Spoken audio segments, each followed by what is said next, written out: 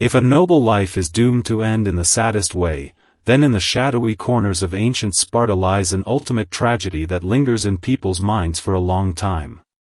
A young king still in the bloom of youth, as handsome as a deity, stands barefoot and calm in a damp, moldy prison cell deep into the night. A rough, tough rope is looped around his neck.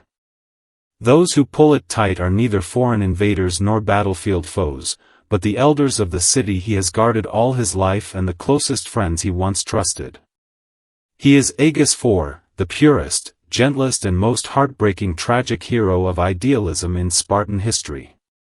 Possessing the greatest wealth and supreme royal power across the plains of Laconia, he chose to give away all his lands, even sacrificing himself on the cold gallows. Tonight, beside the flickering fire, let us follow this story and learn about his life. Travel back to the ancient Greek world where bronze thrones were sinking, and witness how that glimmer of light, which sought to defy fate, was snuffed out in the mire of human greed. This is no intricate tale requiring deep thought, but a soft whisper of ideals, betrayal and echoes of destiny drifting on the night winds of Laconia. The story truly began with a quiet revolution the young king launched within his magnificent palace. At the age of 20, Agis IV ascended the throne of the Eurypontid dynasty amid mixed looks from the common people. The Sparta he ruled was no longer the formidable city-state that had won fame at Thermopylae. Long-term wealth disparity and land annexation had devoured the once egalitarian Laconia like a greedy monster. Fewer than 700 genuine citizens remained, most of whom were reduced to utter poverty under heavy debts. All lands, wealth and power fell into the hands of merely 100 elite noble families, led by the co-king Leonidas II. Faced with this decaying realm, the young Agis IV craved no absolute power, only profound sympathy for his suffering people. He was no ascetic by nature. On the contrary, his mother Archidamia and grandmother, the wealthiest women in Sparta and even the whole of Greece, owned endless lands and gold. He could have lived a life of supreme luxury and ease if he chose to conform to the corrupt era. Yet the blood of the ancient lawgiver Lycurgus ran in his veins. Standing alone on the marble balcony late at night, gazing at the faint lights in the slums, his conscience would not let him stay silent. He made a decision that outraged and terrified the privileged classes throughout Greece. He would reform his own class, take the lead in abandoning all privileges, and return land and freedom to the poor struggling in despair. Olive trees rustled in the winter night of Laconia, as if fate sent out a low warning. In the quiet darkness, the young king slowly pushed open the door to a destiny of ruin. To let the flame of ideals burn steadily, Agis IV had to topple the first domino within his own family. He knew clearly that without the support of his mother and grandmother's vast fortunes, his reform plans would be nothing but fragile paper in the eyes of the greedy conservative elders. On a profoundly quiet night, torches crackled along the palace corridors. The young king knelt before his mother Archidamia. In gentle, restrained yet heartfelt words, he poured out the crises of Sparta, the sufferings of the people, and his longing for the pure old days. His mother was shocked and fiercely opposed at first, for she believed her son was dragging the entire family into doom. But the purity and resolve in Agis IV's eyes eventually melted her cold resistance. He won over not only his mother, but also his elderly grandmother, who had seen countless palace intrigues, rekindling the spark of idealism in her heart. The two noble women stepped forward, vowing to donate all their lands and gold to the city for free, and called on all aristocratic women of Sparta to join the movement to save their homeland. With the full support of his family, Agis IV formally put forward his groundbreaking proposal at the Citizens' Assembly: cancel all debts and burn every IOU. All lands of Laconia would be redivided equally into 4,500 shares, distributed among the impoverished citizens and worthy free men. As the proposal was announced, cheers and panic erupted across the square. The common people looked upon the handsome young king like a savior descended from the sun. Meanwhile, Leonidas II, the conservative co-king sitting nearby, grew ever more malicious and murderous amid the glow of firelight. When idealism reaches for the core of vested interests, it is often met with an intricate web woven from greed and political scheming. Aegis IV's reforms met fierce resistance from conservative nobles in the Senate, and every debate was filled with cold hostility beneath marble pillars. To break the deadlock, a complicated key figure from the reformist camp stepped onto the stage, his own uncle Agesilaus. A typical political opportunist, Agesilaus owned enormous estates but was also burdened with insurmountable debts. He spotted a way out in his nephew's reforms. If all debts were written off first, he would be freed from his liabilities. As for land redistribution, he could delay it indefinitely through political tricks. This scheming uncle resorted to the underhanded tactics that Aegis IV despised. Allying with the newly appointed Ephor Lysander, he falsely charged Leonidas II, the leader of the conservatives, with treason and violation of the constitution, dethroning and exiling him from Sparta. For a time, Aegis IV seemed to hold supreme power over Sparta. In the bustling central square, piles of IOUs, debt records and usury accounts were gathered and set ablaze by Aegis IV himself. Towering flames swirled with smoke, illuminating the tearful faces of countless poor people. Agesilaus laughed triumphantly beside the fire, while the naive Aegis IV believed he had revived the era of Lycurgus.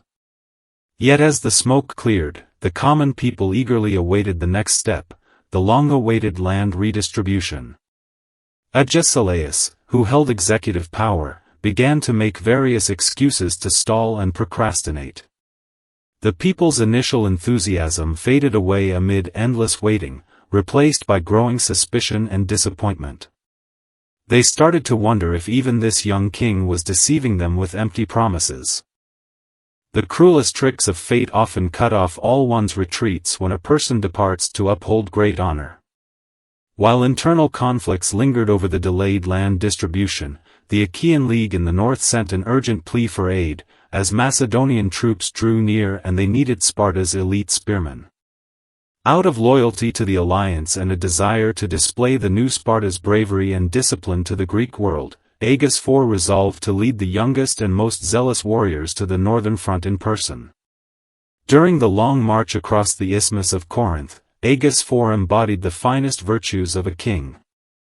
He walked alongside ordinary soldiers on the stony roads of Laconia, ate the same coarse rations, and strictly forbade his troops from harassing villages along the way.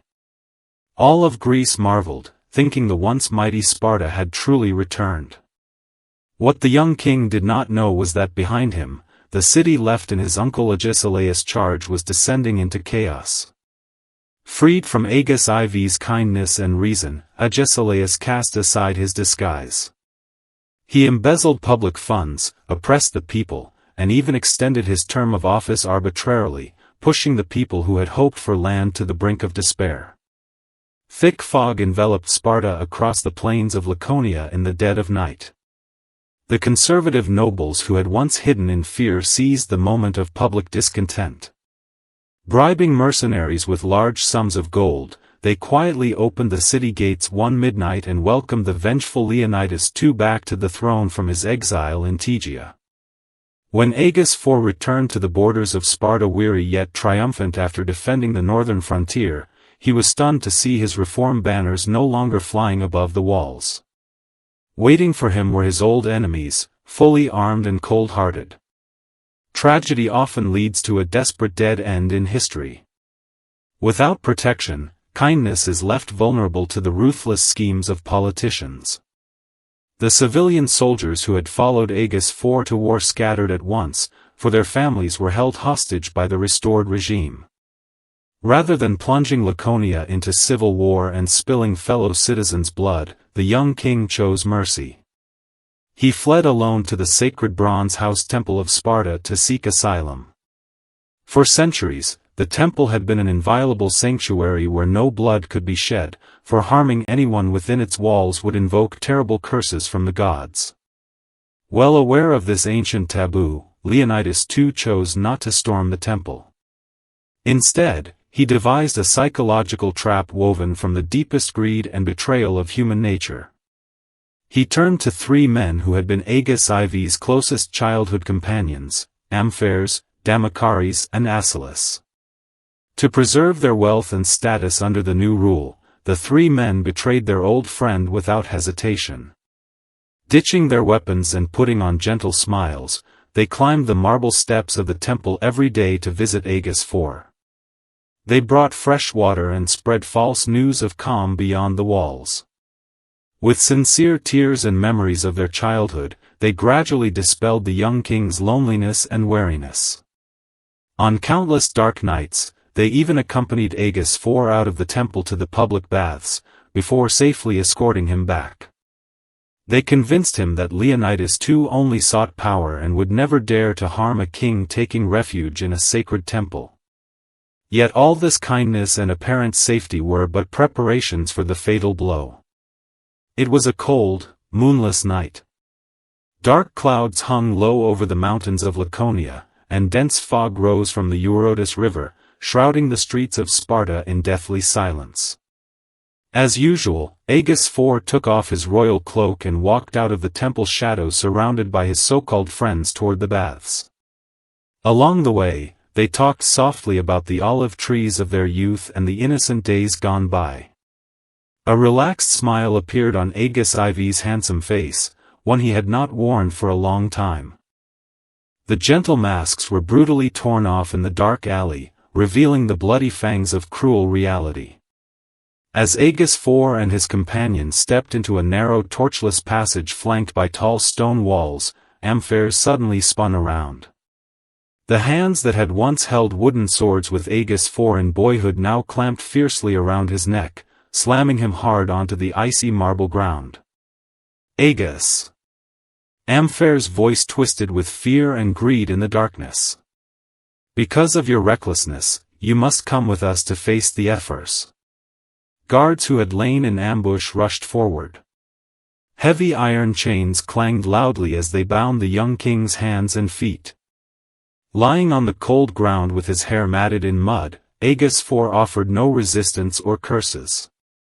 He simply looked calmly at his former friends, their faces a mix of shame and frenzy in the flickering torchlight. He was dragged overnight to Sparta's darkest, dampest political prison. Fearing a public uprising if the people learned the truth at dawn, Leonidas too ordered the Ephors to hold an immediate trial in the cell.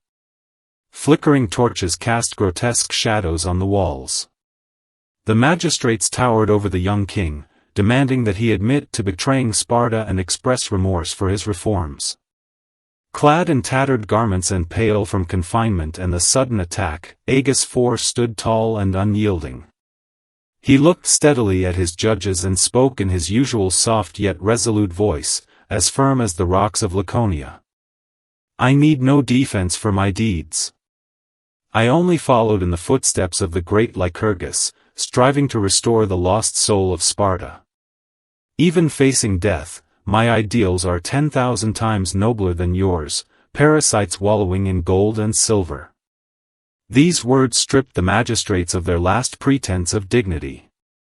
Overwhelmed by fear, they abandoned all formalities of justice and gave a ruthless order never before seen in Spartan history: carry out the execution by hanging at once, and put this native son of Sparta to death. Time seemed to slow to a crawl in the prison deep into the night, so quiet that the drip of water on cold stone could be heard clearly. An elderly executioner approached Aegis IV, holding a rough hemp rope stained with old blood. The seasoned man, who had faced countless criminals, broke down the moment he saw Aegis IV's face in the dim light, as pure and flawless as a god carved from Olympian marble. His hands trembled violently, and the rope slipped to the ground. He buried his face in his hands and wept bitterly. No amount of harsh rebuke or threats from the magistrates could make him raise a hand against this kind king who had given everything for the poor. Watching the weeping old man, Aegis IV smiled softly and soothingly. He bent down to pick up the rope and patted the executioner's trembling shoulder, speaking in a tone as gentle as a late-night broadcast. "Do not weep, my friend. I die for justice and the true soul of Sparta. It is not you or I who should fear and grieve forever, but those who have lost their conscience and sent me here." Without hesitation, he calmly looped the rope around his neck and closed his eyes gently, as if drifting off to sleep after a tiring march. The rope creaked eerily against the gallows. The brightest light of idealism in the history of Laconia was strangled to death in that unknown cell late at night. Yet Leonidas II and Amphares were not satisfied with the young king's passing. Once the monster of power tasted innocent blood, it grew ever greedier and more twisted. Heavy footsteps echoed outside the cell. Agis IV's mother Archidamia, who had waited anxiously outside the temple and even sold her last jewels to ransom her son, and his grandmother were lured into the cell under the pretense of a visit. The moment the two noble royal women stepped through the iron gate, they saw Agis IV's lifeless body hanging from the beam, his feet dangling in the cold air. The grandmother fainted on the spot. After a moment of stunned silence, Archidamia let out no screams or cries. The once immensely wealthy woman stepped forward shakily, her hands rough and stained with blood. She tenderly closed her son's eyes and straightened his rumpled clothes with great care, dressing him as neatly as if for a grand feast. Then she turned and lay down calmly beneath another empty gallows beside her son.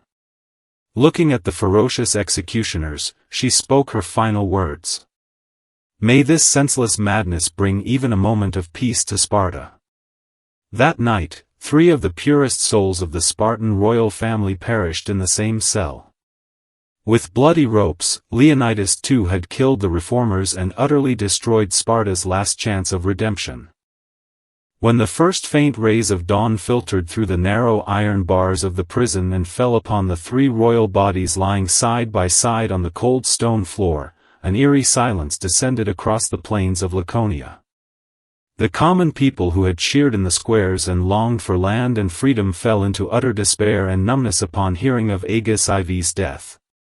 They shut their wooden doors tight, tears streaming down their weathered cheeks, yet dared not step outside to plead for justice for the young martyr.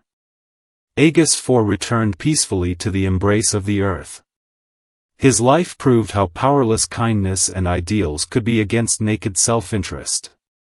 History often delivers its most poetic and ironic echoes long after events unfold, sometimes sounded by the very enemies of the deceased. Leonidas II, who had ordered the hanging of Agis IV, died peacefully in his bed years later, believing he had stamped out the flame of idealism and emerged as a complete victor. To consolidate his power, he forced Agis IV's beautiful, wealthy widow Aegiatis to marry his own son, the future king Cleomenes III. The old king thought this was a flawless political ploy. He never imagined that during countless quiet nights in Laconia, Aegiatis would never reach for a poisoned dagger. Instead, with gentle restraint and tears in her voice, she told her new husband again and again about her late husband's sacred unfulfilled dreams.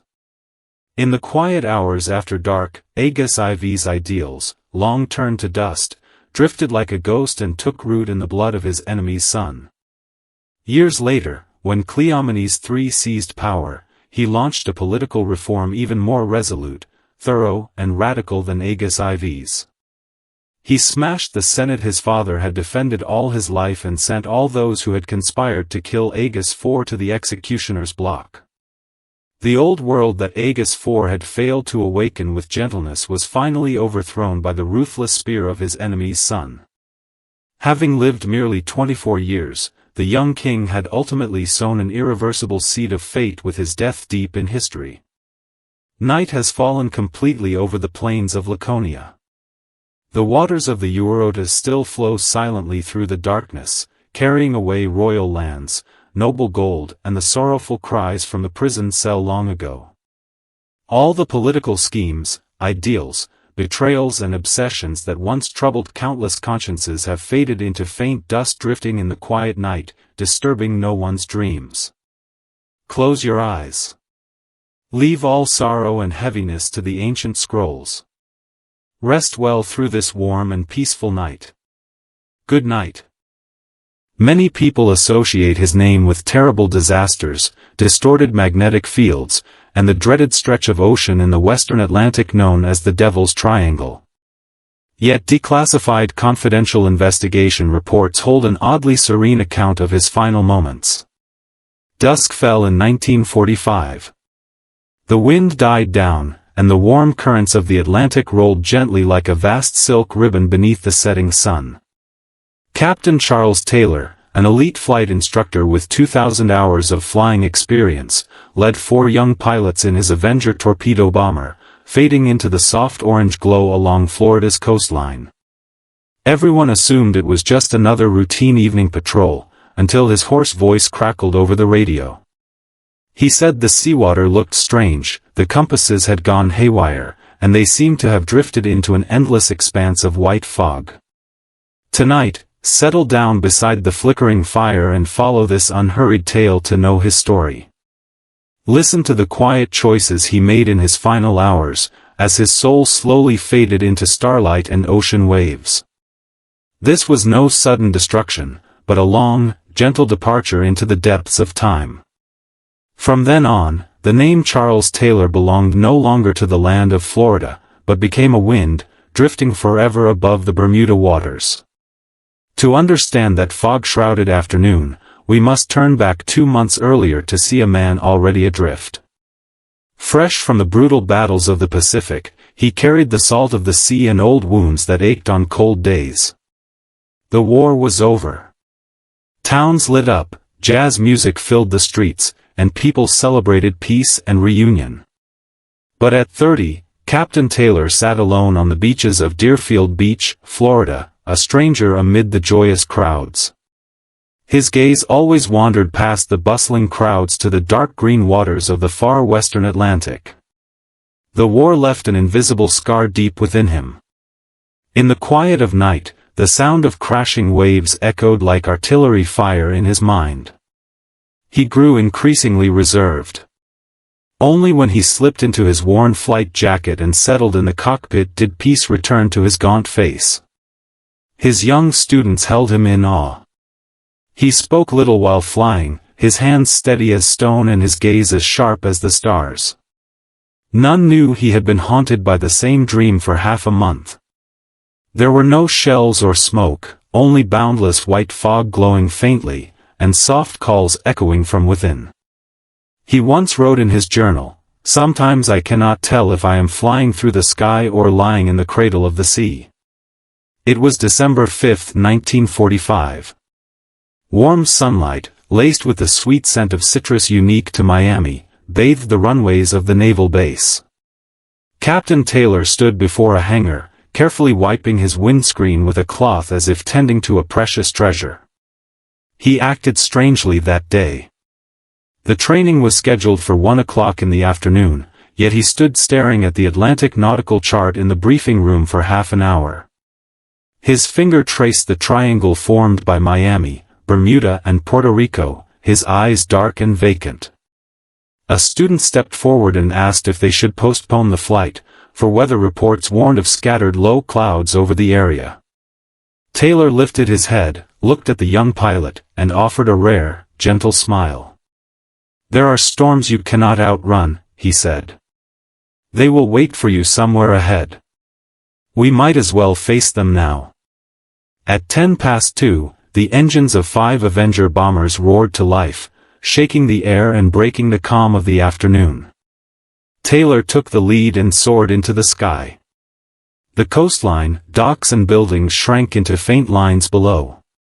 Sunlight filtered through the wings, casting shifting patterns inside the cockpits.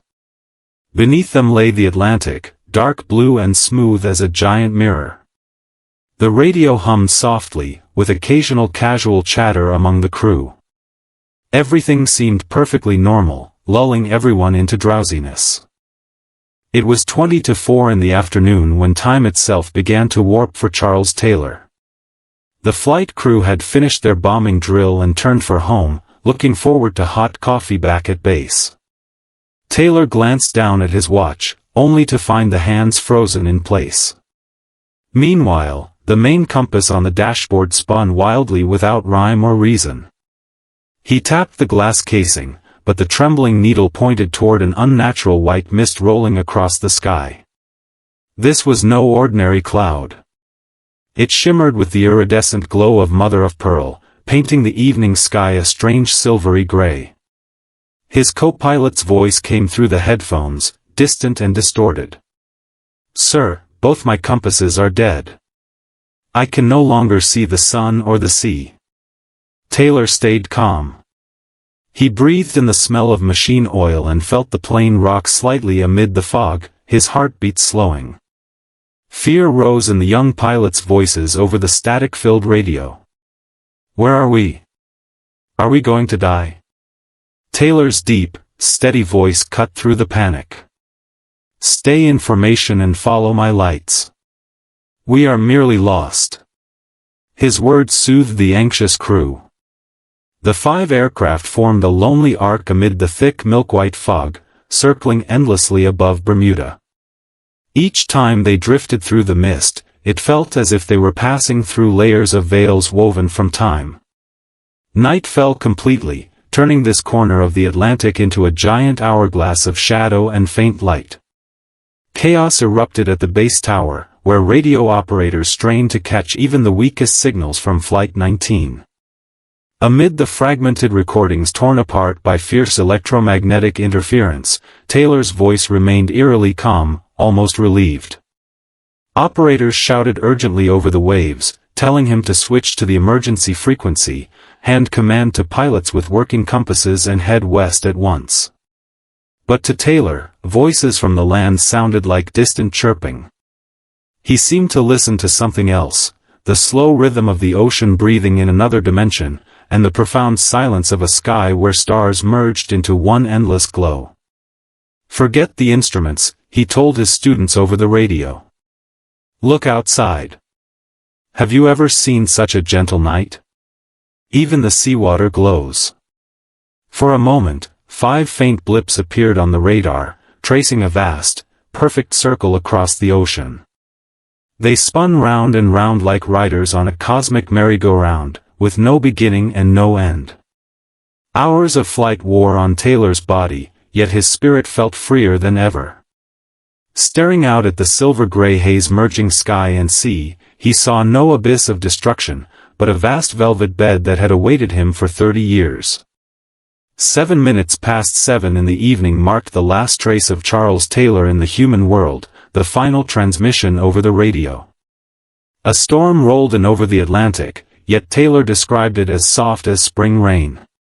His voice grew faint, with long, peaceful pauses between every word. "When the fuel turns to mist and the last panel light fades," he said, "I think we need not search for home any longer. It is warm here. The sea glows pale blue, just like the oil lamp my mother lit beside my bed long ago."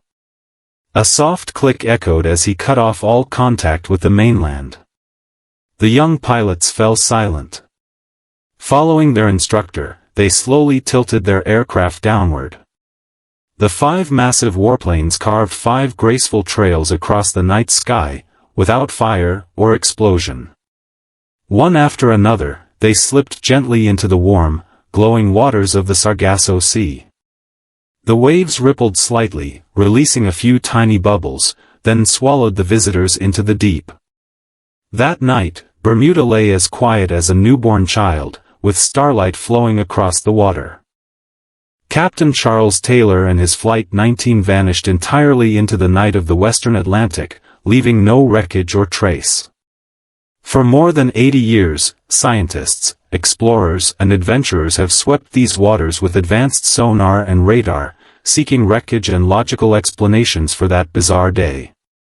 But Bermuda guards its secrets well behind eternal tides. Perhaps answers are never needed. In a noisy, crowded world, some disappearances are simply a gentle kind of completion.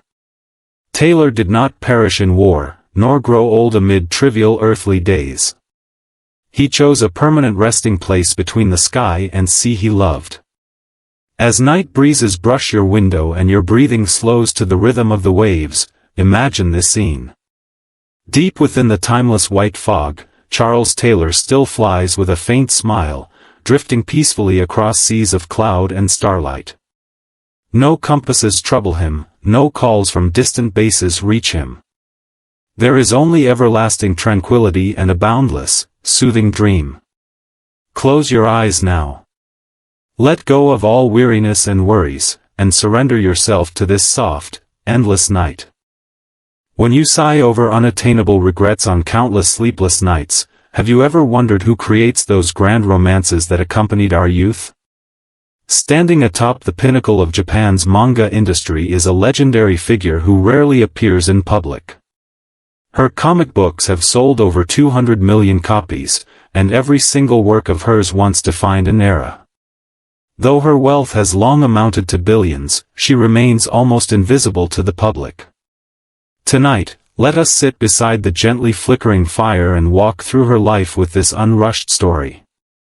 This woman is Rumiko Takahashi. Hers is a tale of ultimate solitude and boundless tenderness.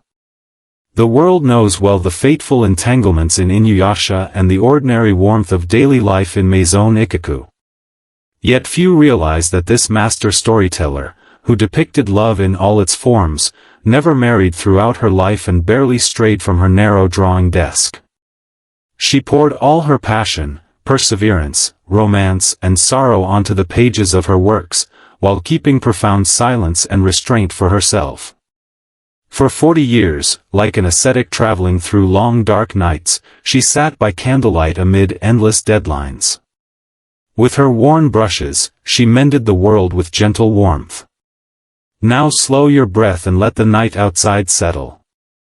We are about to step back to that fateful night where everything began. Back in the late 1970s, neon lights had not yet brightened all of Tokyo. Tiny low-rent apartments were filled with the smell of cheap ink and stale bread. Back then, Rumiko Takahashi was far from the billionaire manga queen people know today. She was just a young girl living in a room no bigger than 3 tatami mats. At that time, Japan's manga scene was largely dominated by male creators, with action, combat and epic narratives taking the spotlight. Few believed a young woman could go far in this field. Worse still, she faced the harshest trial at the start of her career, the relentless pressure of tight deadlines. During the early serialization of Urusei Yatsura, due to fluctuating popularity and constant creative exploration, she often had to draw dozens of storyboards non-stop for 48 hours on end. Calls from the editorial department kept coming like eerie midnight bells, each one striking hard on her frayed nerves. This was an era before digital art. Every line was drawn manually with dip pens and screen tones, pushing her physical strength to the limit. Her small room was piled high with discarded drafts, while rain pattered continuously outside the window. Exhausted to the core, she could even hear her own heart pounding fiercely. This was the first great ordeal fate put her through, and also the moment she saw clearly the path ahead. Many peers gave in under such pressure or quit after breaking down physically, but Rumiko Takahashi held on. She endured countless dawns sitting at her wooden desk, its surface slightly dented from years of use. She discovered that her passion for manga outweighed her natural desire for sleep and an easy life. Alone with blank pages night after night, she never complained about social prejudice or vented her pain through her art.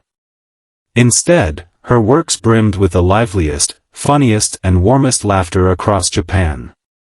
This stark contrast became the keynote of her life. The colder and more exhausting reality grew, the brighter dreams she wove for the world.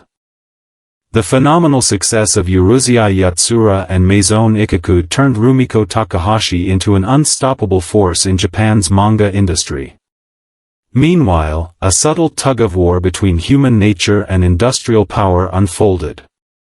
To major publishers like Shueisha and Shogakukan, best-selling manga artists were not just creators, but powerful commercial assets. Every plot detail and narrative turn affected billions of dollars worth of merchandise and animation businesses. Many famous artists were gradually influenced by capital and editorial demands, losing control over their works and becoming mere assembly line illustrators. Yet behind her mild demeanor and signature black-rimmed glasses lay extraordinary perseverance and wisdom. When editors asked her to add unnecessary content to extend her series, she would refuse firmly yet gently. Keenly aware of the changing times, she knew readers craved genuine human emotions rather than hollow commercial gimmicks. When creating Maison Ikkoku, she set the story in a rundown apartment building, portraying the joys and sorrows of ordinary people such as failed students, single mothers, and quirky drunkards. Editors worried that such down-to-earth themes seemed too somber for the era of Japan's economic bubble, when people pursued luxury and pleasure. But Rumiko stuck to her vision. With delicate, plain-spoken brushwork, she depicted the compromises and quiet hopes woven into ordinary lives. When the male lead Godai finally said to the young widow Kyoko of Ikkoku-kan, "Please outlive me," his vow moved the whole of Japan to tears. With her restrained storytelling, she broke free from the constraints of commercial interests. In this silent battle, she defended a creator's dignity and etched her name permanently into the annals of time. As the 1990s arrived, Rumiko Takahashi embarked on the grandest and most fateful chapter of her career, Inuyasha. This work catapulted her to global fame, yet also trapped her in unprecedented inner struggles. More than a simple romantic comedy, it wove together the chaos of the Sengoku period, the blurred line between humans and demons, and inescapable karmic cycles. Creating the character Kikyo plunged Rumiko into deep inner turmoil. Resurrected with lingering resentment, Kikyo embodied profound loneliness and tragedy, standing in sharp contrast to the lively Kagome.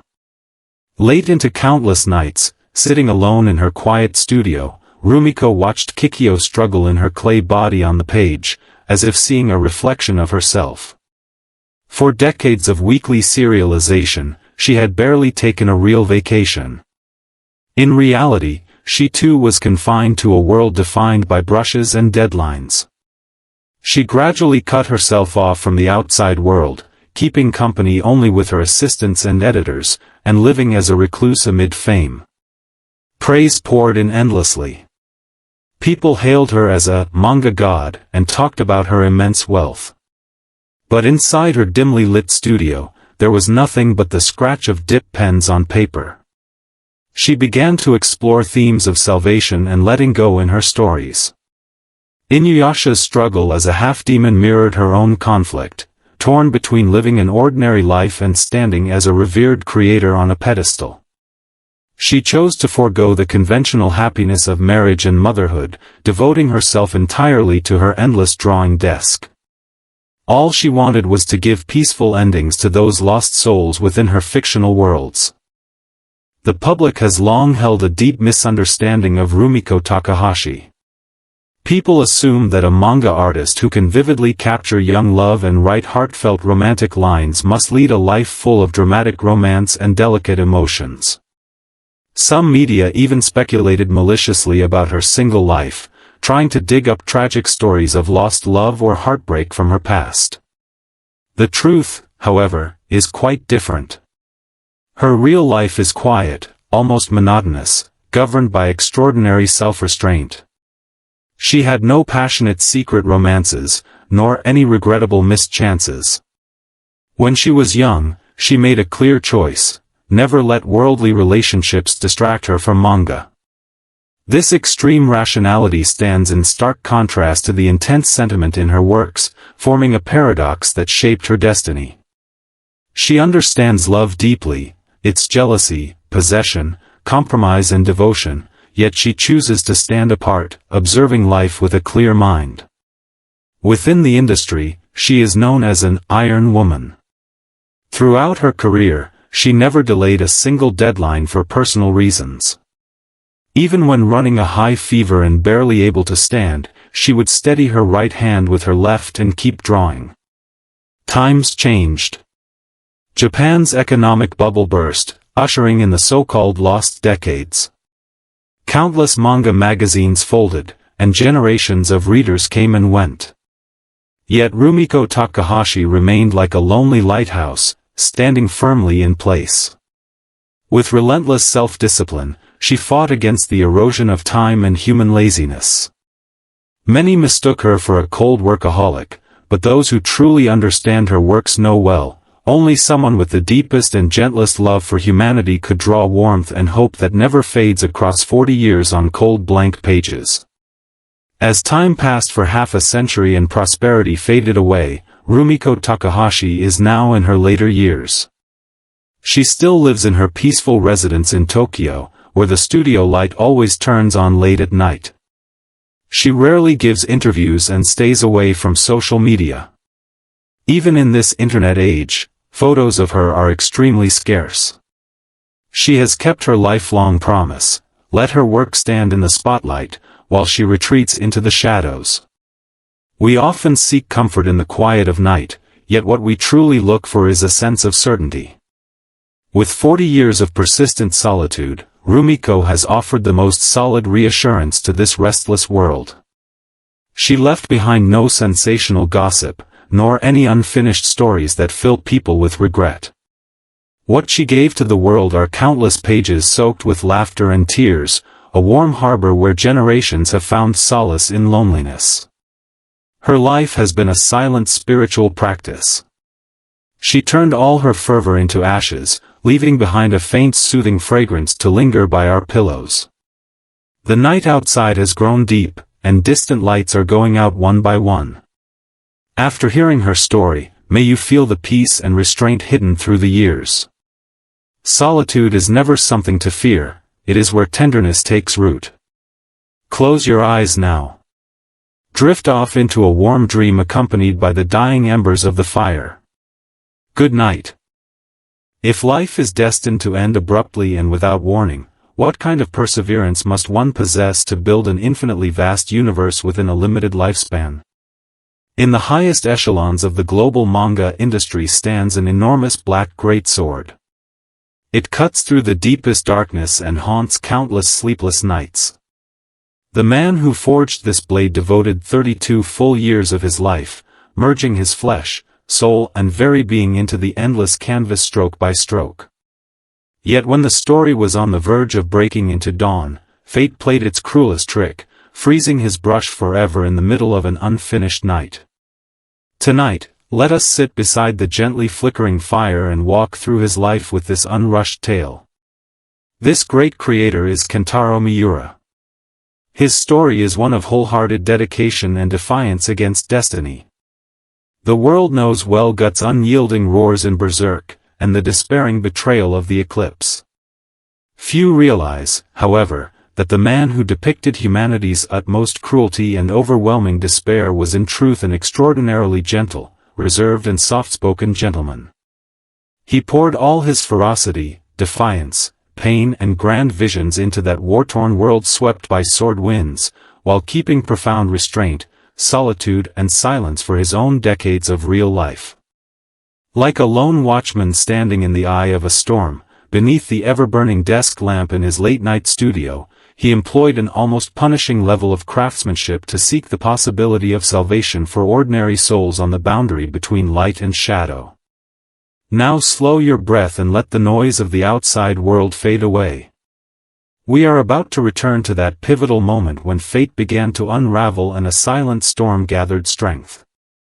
Tokyo in 1989 was caught in the frenzy and restlessness right before the collapse of its economic bubble. Material abundance permeated the whole society, fostering a shallow culture of cheap entertainment. Inside a cramped room of an ordinary apartment, 23-year-old Kentaro Miura sat alone before a huge sheet of paper, his eyes holding a calm resolve utterly out of step with the times. That same year, Berserk began its quiet serialization in a niche magazine, and it would become an indelible mark bound to him for a lifetime. Back then, Japan's manga scene was dominated by fast-paced urban stories and light-hearted romantic comedies. Hardly anyone held out hope for a dark fantasy work steeped in medieval European gore and philosophical contemplation. Soon enough, an even harsher crisis arrived. The series got off to a dismal start in ratings, leaving the young artist facing the constant threat of cancellation. Cold indifference from editors, misunderstanding from readers and meager royalties poured down on his burning passion like icy rain. He survived on the cheapest convenience store meals day after day. The long hours of gripping his brush took their toll, leaving his knuckles throbbing with persistent pain. This was the first rift fate laid before him, and a direct trial for his soul as a creator. Would he compromise to cater to the market, or hold fast in solitude and march toward an uncertain end? Late at night, trains rumbled past outside, carrying away the city's hustle and bustle. Staring at his gaunt, angular face worn out by sleeplessness in the mirror, Kentaro Miura made his choice. Instead of softening the heavy panels that disturbed mainstream readers, he deepened the shadows on his pages. He resolved to etch humanity's deepest fears, betrayals and struggles onto paper with uncompromising lines. He knew he was not crafting a bedtime story to amuse the masses, but an epic battle to explore whether the soul could ultimately triumph over destiny. With the launch of the Golden Age arc, Berserk took the entire anime and manga world by storm, thanks to its unparalleled narrative tension and epic artwork. Yet immense fame brought with it a silent struggle between the artist and the highly commercialized industry. To major publishing conglomerates, Kentaro Miura was no longer merely a young manga artist, but a powerful symbol linked to massive profits from merchandise, anime adaptations, and circulation. Capital crept into his studio. Editors constantly delivered market feedback, urging him to simplify the intricate hatching in backgrounds and quicken the plot pace. They even hinted that certain popular characters ought to follow milder paths to fit public expectations. It was a subtle, gradual suppression of creative freedom. Many gifted artists were worn down by such pressures and reduced to churning out formulaic panels. But this quiet young man with thin-rimmed glasses raised an unyielding shield with relentless stubbornness.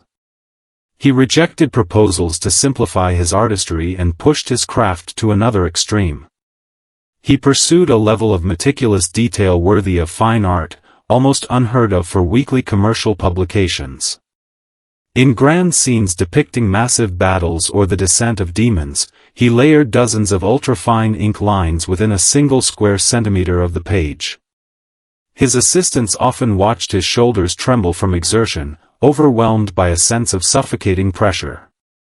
He understood well the rules of the commercial world, yet he knew clearly that while readers might be dazzled by momentary thrills, history would not.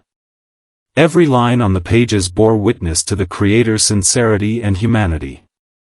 In this clash of wills, he chose to pay the price of his health and time to preserve the absolute purity of every page, defending the highest dignity of a story against the squeeze of commercial interests.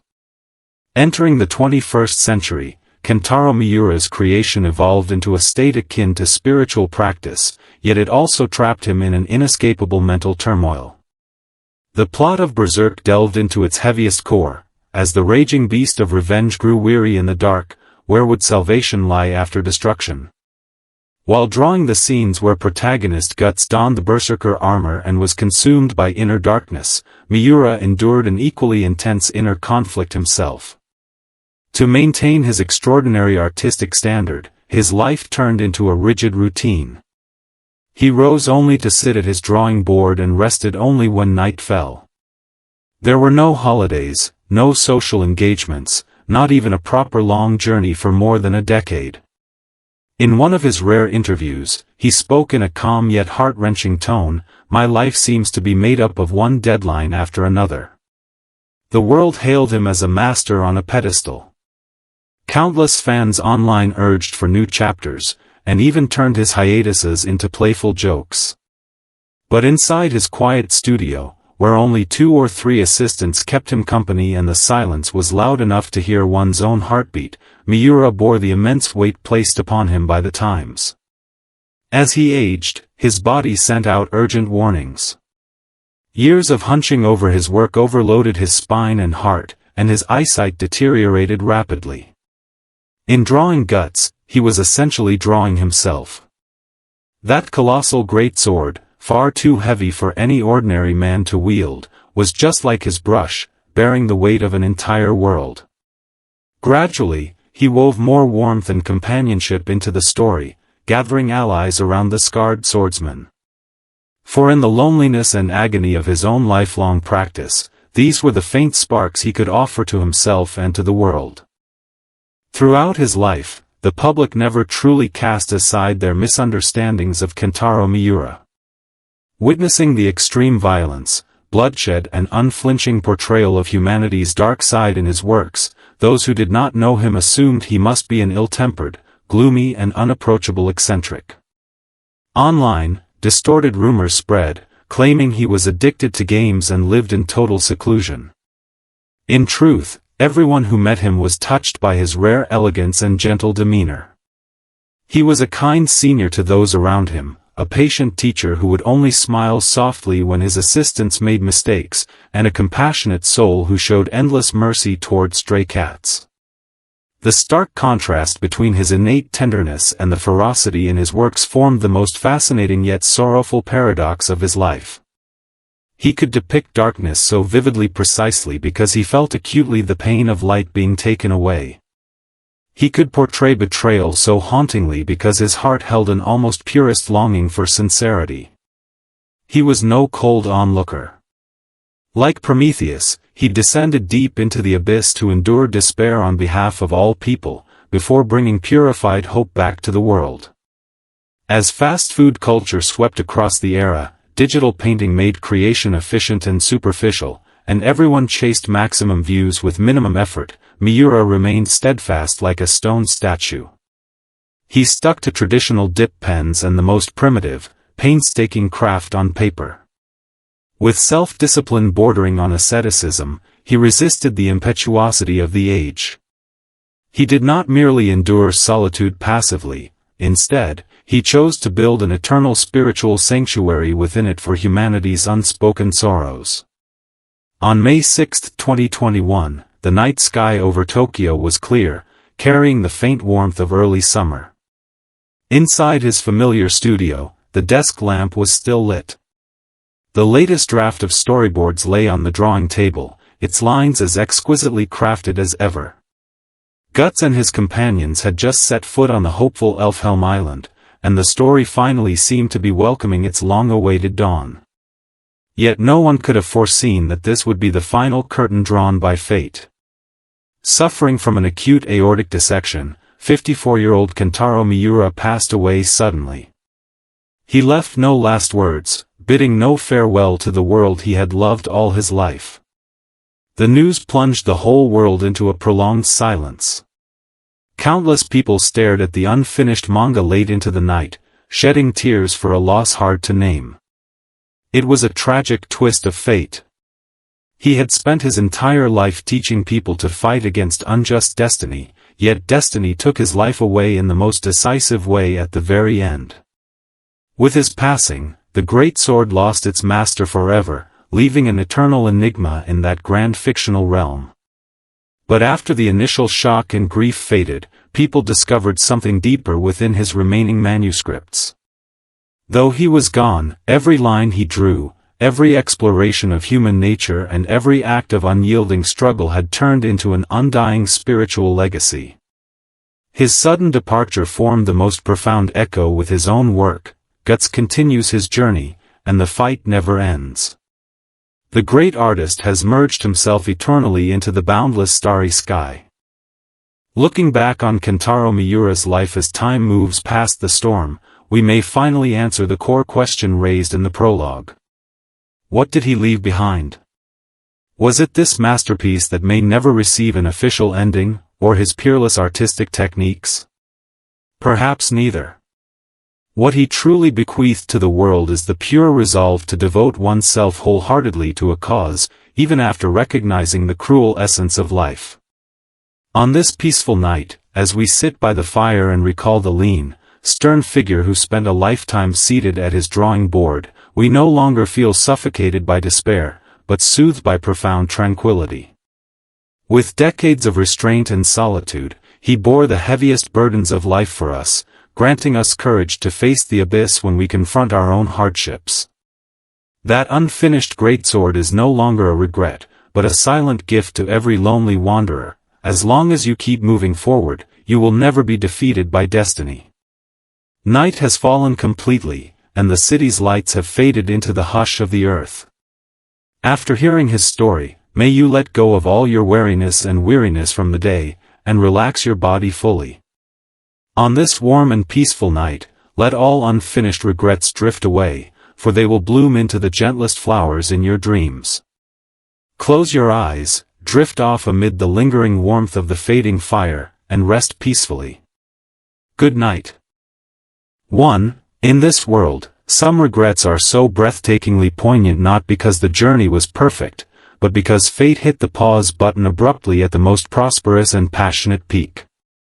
In the golden age of Japanese pop culture, there was an artist who, with a sharp pair of scissors and a cold dip pen, laid bare the true joys and sorrows of modern women beneath the neon glow of cities. Her works achieved tens of millions in sales, and every fashion element she created sparked a trend across Asia. Yet in 2009, when she stood at the height of fame and fortune, she vanished into thin air like wispy smoke. There was no farewell, no lengthy statement. For more than a decade, her real health condition and life have remained an unsolved enigma. Tonight, let us sit by the flickering fire and explore the life of this reclusive genius. She is Aya Yazawa. This is a story of extreme glamour intertwined with profound solitude.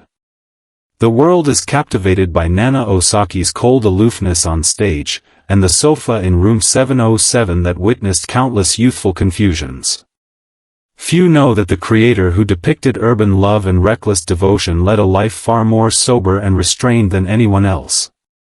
Beneath her rebellious and avant-garde exterior, she devoted herself to an arduous craft with stubborn perseverance. Like a detached observer wandering beneath the Tokyo Tower at midnight, she used her worn brush to portray how money, love and destiny silently weigh down women's souls under the cold fluorescent lights of her late-night studio. Now relax your body and steady your breath to the rhythm of the fire. We are about to return to that fateful moment when everything fell silent. 2. In the summer of 2009, the air in Tokyo was hot and humid. Giant posters featuring the two young women sharing the same name lined the streets, marking the golden era of Nana. Young girls, fashion buyers and mainstream media across Japan chased after every punk suit and knuckle ring appearing in the manga. Inside a high-end studio in the city center, however, 42-year-old Aya Yazawa was enduring an unimaginable physical and mental torment. The story was approaching a crucial turning point.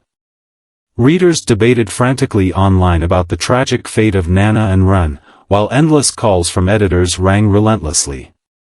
As a top female artist who stood toe-to-toe with action manga in the male-dominated industry, she bore not only her artistic pursuits but also billions of yen in commercial interests for the publishing group. No one knew her body had long been worn out and fragile after 2 decades of non-stop intense work. Her cervical and lumbar vertebrae were severely damaged. By that summer, her wrists ached so badly that she could barely hold a dip pen. Worse still, a severe and hidden illness tormented her constantly. Every night, she relied on large doses of painkillers to work for just 2 hours, breaking out in cold sweats from muscle spasms with every stroke. It was the cruel trial fate laid before her, a painful struggle between an artist's life and the lifespan of her work. On rainy nights when she stared at blank pages alone, looking at her bony hands worn from years of labor, she was overwhelmed by immense exhaustion. For the first time, she realized that no matter how strong her will was, the human body was fragile before its physical limits. When she finished drawing the scene of Ren's fatal car accident in the snow, she finally fainted silently among piles of manuscripts before dawn. 3. Aya Yazawa was rushed to hospital after collapsing, sending shockwaves through Japan's anime and manga industry. Yet what followed was years of silence and speculation. She never returned to her drawing board after being discharged, choosing to lock her studio doors and retreat into the night of Tokyo. Uninformed media and online accounts spread malicious rumors. Some claimed she quit because she had earned enough wealth, others speculated she suffered a mental breakdown and could no longer face herself. Absurd tales even said she had passed away. Beneath this decades-long mysterious seclusion lies a tragedy about the dignity of traditional craftsmen and the overexploitation of commercial machines. When the young Aya Yazawa entered the manga industry by chance in the late 1980s out of a passion for fashion design, she showed a quiet, scholarly temperament. She was a loner who avoided social gatherings for manga artists. To her, manga was a sacred art, where every panel and every fold on clothing had to reach artistic perfection. As Japan's economic bubble burst in the late 1990s, publishing houses became overly reliant on blockbuster IPs. Capital began to squeeze every ounce of value from this talented woman. During the creation of Paradise Kiss and Nana, editors repeatedly pressured her to adjust the plot for a more conventional happy ending to cater to the market. Gentle in appearance and always neatly dressed, Aya Yazawa had a heart as firm as ice. She saw through the hypocritical praise for women in this era and refused to compromise the integrity of her story for profit. When her body failed completely, she made the bravest and most resolute decision. If she could no longer maintain her exquisite artistry, she would rather leave this masterpiece frozen at its tragic peak than allow ghostwriters or mediocre sequels to tarnish it. By vanishing from public view, she ultimately reclaimed the independence of her soul in the battle against capital. For 4 years after retreating from the spotlight, Aya Yazawa lived as an urban legend, gradually reconciling with herself in solitude. Many readers assumed that someone who wrote such passionate and heartbreaking love stories must lead a dramatic life surrounded by musicians and artists. In truth, her private life was orderly and restrained, almost old-fashioned. She had no sensational romantic scandals. For 30 years of her career, a quiet partner took care of her daily life and stayed by her side. The stark contrast between the chaos in her works and the tranquility of her real life forms a thought-provoking paradox. She portrayed desire, jealousy, attachment and betrayal in modern cities so vividly precisely because she never indulged in them herself. Like a divine being on a high platform, she observed ordinary men and women with rational calm, and turned these observations into delicate characters dressed in exquisite outfits on paper. During her seclusion, passers-by occasionally spotted her in supermarkets or cafes across Tokyo. In these photos, she wore short neat hair and plain long dresses without makeup, looking just like an ordinary middle-aged woman. She shed the glamorous title of fashion icon and returned to her simple identity. She learned flower arranging, watching buds bloom and fade on her balcony. Free from endless deadlines, she finally enjoyed a peaceful night's sleep that she had missed for 20 years. In this self-imposed quiet, she slowly healed the wounds torn by fame and immense pressure over the past 4 decades. 5. As the 2010s went by, the internet fragmented information and people craved instant entertainment. Manga magazines changed editors one after another, and readers grew used to fast-paced, superficial emotional stories on their phones. Nana remained frozen on the last page of that long summer in 2009, covered by the dust of time. Major publishing groups visited her repeatedly with huge sums of money, proposing to hire digital artists to finish the story based on her brief outline, which would generate billions of yen in profits. Times have changed, they told her. Readers no longer care about intricate line work. They just want an ending. Looking over her reading glasses, Aya Yazawa shook her head gently but firmly. She knew well what this era lacked, not a hasty ending, but respect for regret and acceptance of imperfect fate.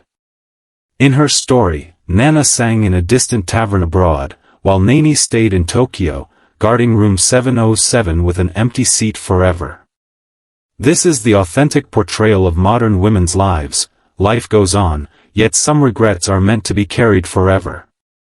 She refused to compromise with a cliched happy ending, standing as a lonely defender of classical romantic craftsmanship against the impetuous world.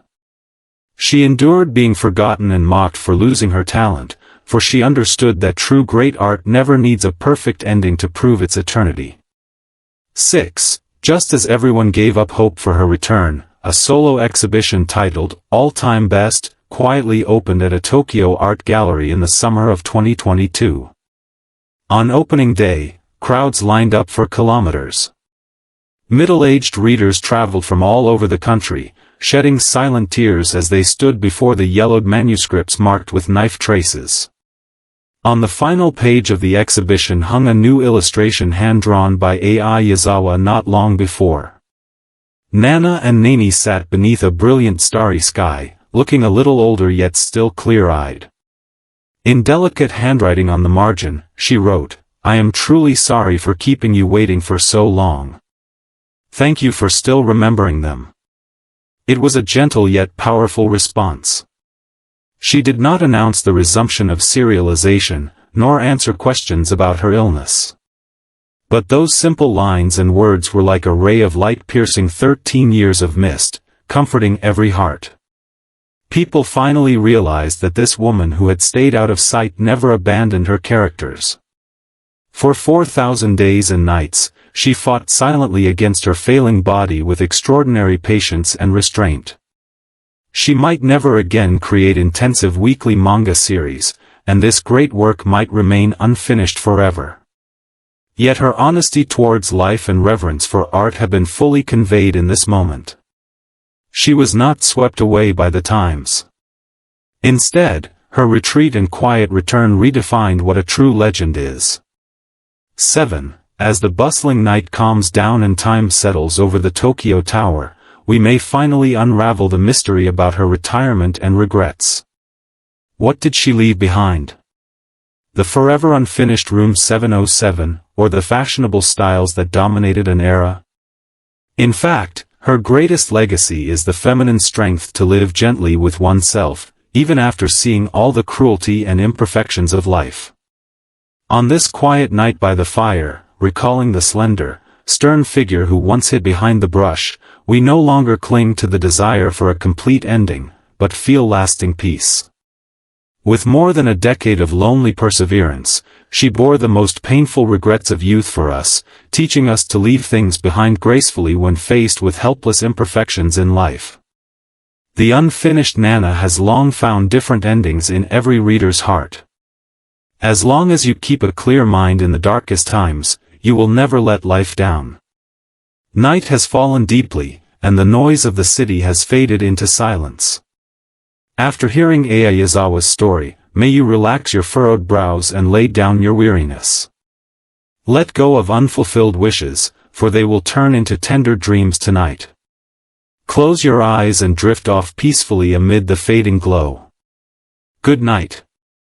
When you amuse yourself with jokes about his mahjong games and procrastination on busy days, have you ever wondered why a world-famous manga artist with immense wealth and extraordinary talent would choose to shut himself away from the spotlight in such an almost self-exiled manner?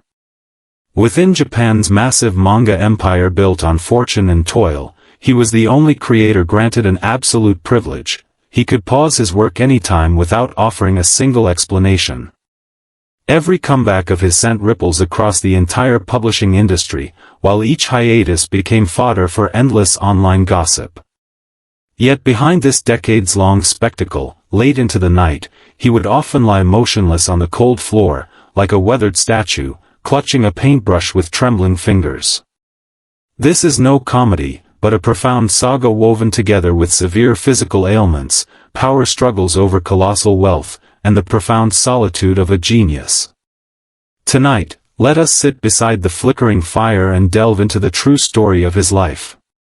His name is Yoshihiro Togashi, a genius long misunderstood by the world. This is a tale of a creator's dignity and his silent resistance against capital. People marvel at the profound exploration of human nature in Hunter x Hunter and lament the abrupt end of Yu Yu Hakusho at the height of its glory. Few realize that the man who depicted intricate schemes and tangled human relationships in his works has spent his own life trapped in similar conflicts. Beneath his easygoing and unrestrained facade, he holds fast to his artistic convictions with unyielding resolve. Now relax your body, and let your breath slow to the gentle glow of the fire. Let us travel back to the turning point of his fate, where the struggle between this genius and the era truly began. In the sweltering summer of 1994, neon lights cut through the night sky over Tokyo, and the fluorescent lamps inside Shueisha blazed brightly. It was the golden age of Weekly Shonen Jump. Back then, manga fans across Japan were captivated by Dragon Ball, Slam Dunk and Yu Yu Hakusho. These three masterpieces combined to set a record of over 6 million copies in single-issue sales for the magazine. Yet right at the pinnacle of fame and fortune, 28-year-old Yoshihiro Togashi sat at a drawing table piled with discarded drafts, his face as pale as lifeless paper. As one of Shueisha's most profitable assets, every chapter of Yu Yu Hakusho steered a commercial empire worth billions of yen. No one knew that he was drowning in unprecedented despair. The grueling pace of weekly serialization was like a relentless meat grinder, wearing away his body and mind. For months on end, he never managed more than 4 hours of continuous sleep. A severe lumbar condition gradually took hold of his spinal nerves, and every minute spent sitting felt like being pricked by needles. What suffocated him even more was the overreaching control from the editorial department. Determined to keep this cash cow running indefinitely, the powers of capital began to meddle in his creation, forcing him to abandon his original artistic vision and churn out repetitive storylines of endless battles and power upgrades. It was a subtle erosion of a creator's soul. Many talented artists had gradually been reduced to mere assembly line workers under such pressure. But behind his mild demeanor and messy curly hair lay a will as cold and firm as ice. He saw clearly how the industry was stifling artistic creation, and knew that if he carried on, he would not only ruin his health but also become a slave to money. Towards the end of the Demon World unification arc, faced with another demand for extra chapters, Togashi made a decision that stunned Japan's entire publishing circle in his late-night studio. He turned down all plans for follow-up adaptations, and brought the blockbuster story to an abrupt end with concise, even sketchy strokes, as if severing all ties. It was the first time fate pushed him to the limit, and also the moment he found his path. He would rather bear the labels of selfishness and willfulness than let anyone or any force tarnish his devotion to the purity of manga. The unanticipated conclusion of Yu Yu Hakusho sparked an undercurrent of turmoil among Shueisha's executives, yet it also triggered a complete reversal of power dynamics. By the rules of capital, any uncooperative creator ought to be sidelined and punished. But Togashi's incomparable talent and commercial influence forced the publishing giant to swallow its pride. After months of behind-the-scenes negotiations, Shueisha finally signed an unprecedented agreement with him, a one-of-a-kind contract in the history of global manga. The deal granted Togashi full creative freedom for his new work Hunter x Hunter, and allowed him to publish chapters just once a month or even every 6 months, with no need to explain his absences to the editorial team. This agreement marked Togashi's victory in reclaiming his dignity in the battle against the capitalist machine, yet the price he paid was unimaginable to ordinary people. From the official launch of Hunter x Hunter in 1998 onwards, his physical health deteriorated rapidly, like a train with failed brakes racing toward the abyss. Years of irregular routines and long hours bent over drawing boards took their toll, and his herniated lumbar disc grew severe enough to compress his nerves. On countless late nights rushing to meet deadlines, he could no longer sit like a normal person.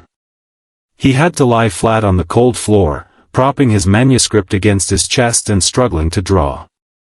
Every movement of his arm sent electric stabs of pain shooting through his spine, soaking his cotton shirt with cold sweat.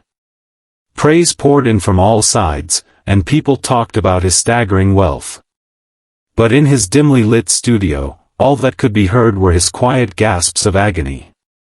Countless readers and online commentators who knew little of the truth mocked his frequent breaks, turning his dedication to manga into jokes and falsely claiming he skipped work to play games. Togashi never defended himself. He endured public misunderstanding and physical torment in lonely silence. It was not that he did not want to draw. He simply fought a private battle against his failing body, drawing on every last ounce of his strength. For 30 years, the public has reduced Yoshihiro Togashi to a figure of fun, completely misunderstanding the depths of his inner world. Many assumed he was a mercenary artist who earned a fortune and then rested on his laurels, and even speculated that his relationships were built on interests.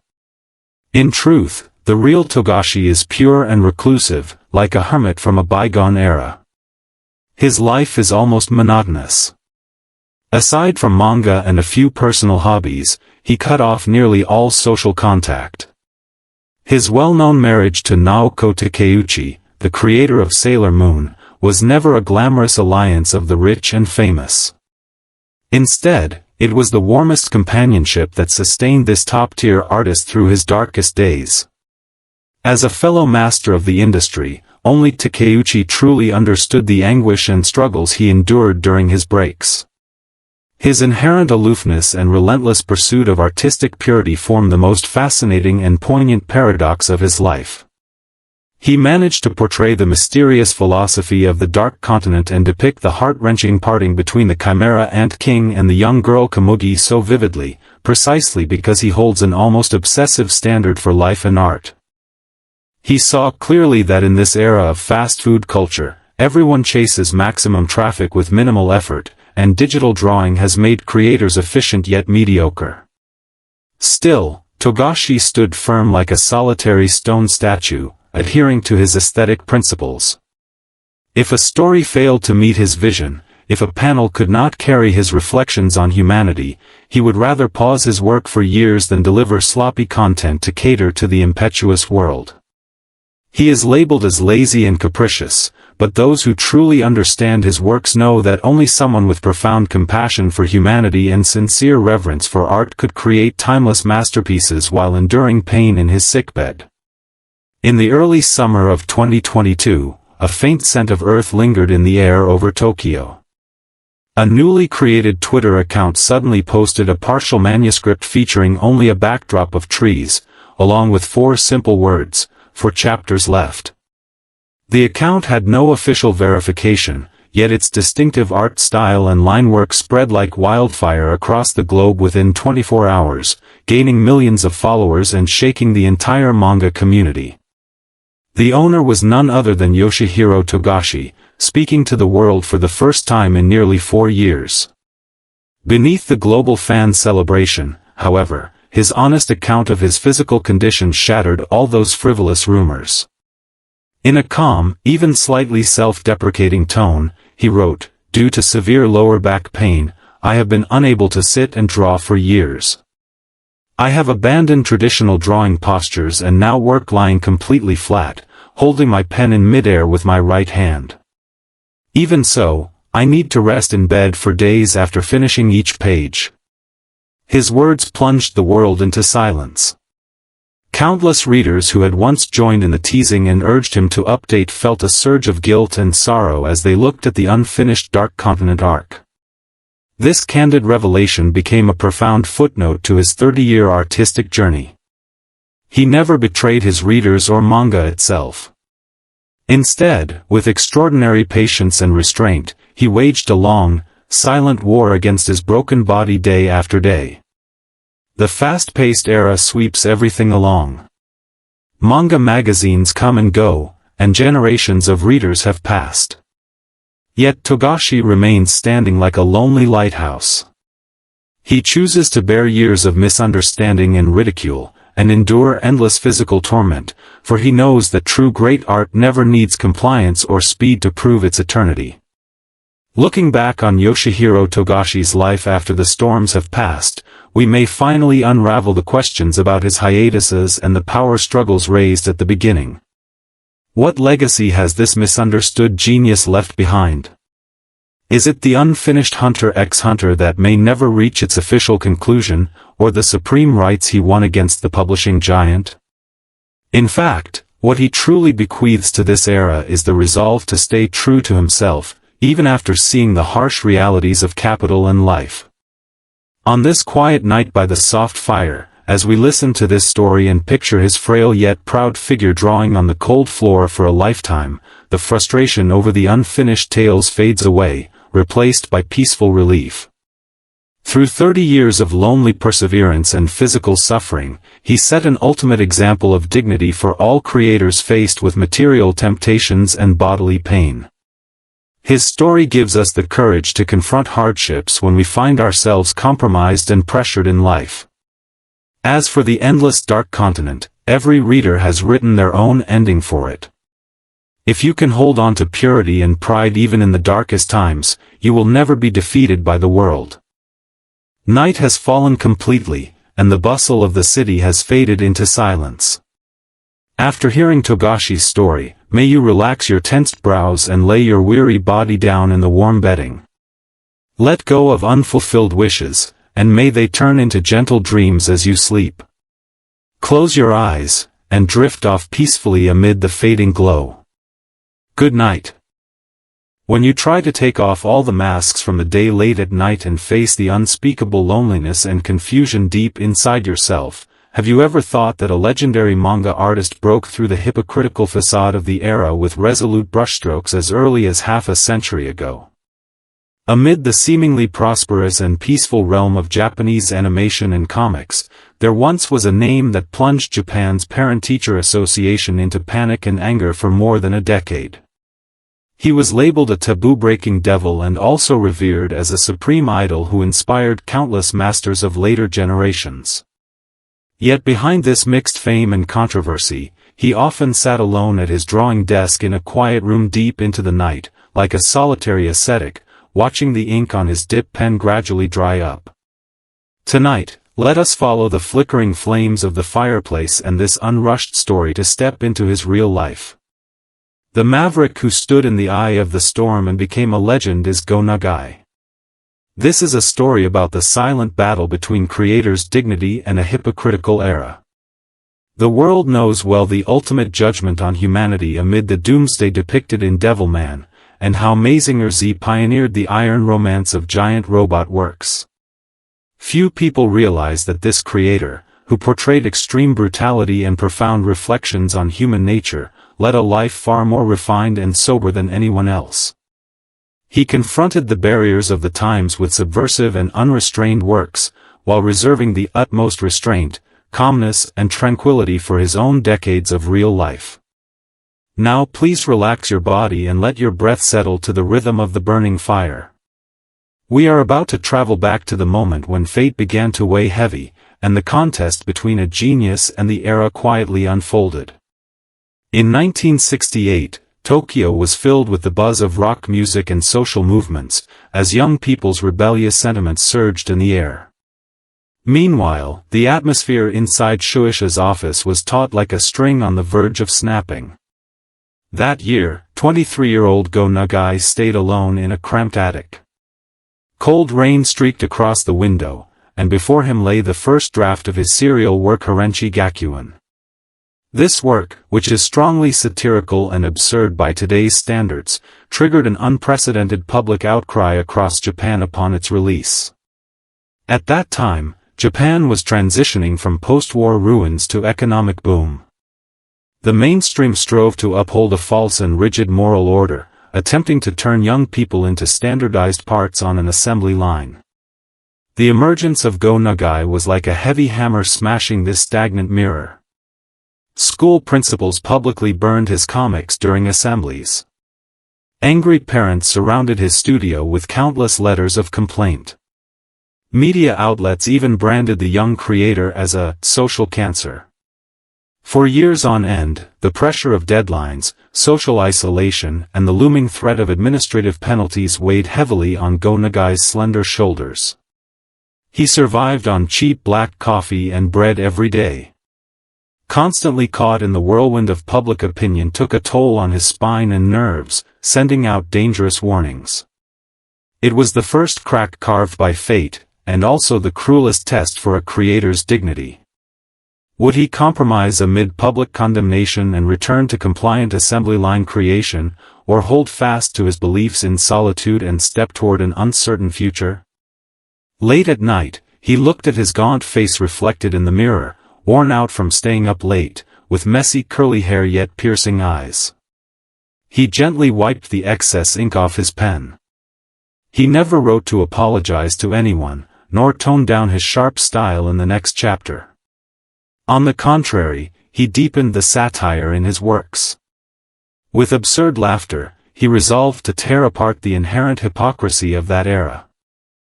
If the earlier controversies were merely a trial of social norms, the birth of Devilman in 1972 pushed Go Nagai into an ultimate showdown concerning artistic survival and the judgment of human nature. In this masterpiece, he completely abandoned the style of absurd comedy in his early works, and turned his gaze to the deepest darkness and tragic core of the universe. As the plot unfolded in later chapters, human beings fell into mutual slaughter out of fear of devils, and the world gradually headed for destruction in raging flames. This devastating grand narrative left the entire animation and comic industry stunned. Soon after, the wheels of capital and the rules of commerce became another invisible force, attempting to subdue this maverick artist. In the eyes of major publishers and investors, Go Nagai was no longer just a young manga artist, but a lucrative asset linked to hundreds of millions of toys, peripheral products, and animation adaptations. Capital infiltrated his personal studio. Editorial staff visited frequently with market feedback, urging him to revise the overly bleak ending of Devilman. They even hoped he would reshape the protagonist into a traditional hero who saves the world, so as to promote the animation to audiences of all ages. It was a subtle destruction that exploited creators' need to make a living. Many talented artists lost their edge in this tide and became machines churning out commercial products. Gentle in appearance and always wearing a soft smile, Go Nagai possessed an unyielding will deep inside. He knew clearly that compromising with commercial demands would strip the work of its soul, reducing it to soulless plastic merchandise. Faced with immense pressure from the editorial department and investors, he delivered an unwavering refusal in the mildest manner. He would often sit silently at the negotiation table, gazing out the window at the bustling streets. Then he returned to his studio and continued drawing the brutal scenes of the world's demise with his dip pen. In this silent power struggle, he gambled with his own future and commercial interests, firmly resisting the pressure from the entire animation and comic industry. He won the supreme right of independent creation for creators across Japan, and made Devilman an eternal milestone of the era. For half a century, the public has misunderstood and demonized Go Nagai. His inner loneliness and purity have long been concealed beneath his bold and intense artistic style. Due to the extreme violence and ruthless analysis of human nature in his works, many people who did not know him assumed he was a violent, gloomy, and unapproachable eccentric in real life. Some conservative critics even tried to blame the spread of rebellious ideas in his comics for crimes in society.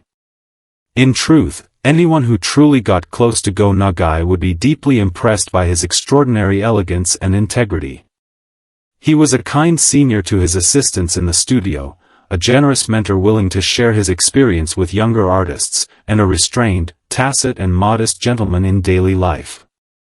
The extreme tenderness in his personality stood in stark contrast to the extreme cruelty in his works, forming the most fascinating and lamentable paradox of his life. He could depict the tragedy of the end of the world so profoundly that it shook people's souls, precisely because he perceived the beauty and fragility of life more acutely than anyone else. He could portray human selfishness so vividly, because his heart held an almost obsessive longing for kindness and sincerity. During the long years of semi-retirement and career restructuring, he gave up the chance to become a businessman. He confined himself to the dimly lit room for days on end, enduring the spiritual backlash brought by creation alone. As he grew older, years of working at his desk damaged his health.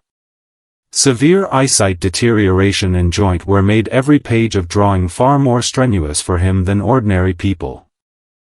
Yet he remained like a lonely stone statue, stubbornly sticking to traditional paper and ink, carrying on his timeless craft between black and white lines. He was misunderstood as a rebel against morality. But only those who truly understand his works know that one can never create great epics that soothe countless restless souls late at night for half a century without holding profound compassion for humanity. As fame and clamor faded away with the passage of time, Go Nagai has entered his twilight years. Those radical parents who once took to the streets to protest and burn his comics have long vanished into the dust of history. Meanwhile, the panel composition aesthetics and reflections on human nature he pioneered have become classic theories in textbooks of art colleges around the world. Time staged an epic reversal of fate for him in the mildest yet most ironic way. In this internet age where digital painting prevails and everyone pursues fast food entertainment, his studio still retains its original look from half a century ago. There are no expensive digital drawing tablets or sophisticated special effects software here. Only stacks of yellowed manuscripts, boxes of faintly bitter ink, and the dip pen that has accompanied him for most of his life.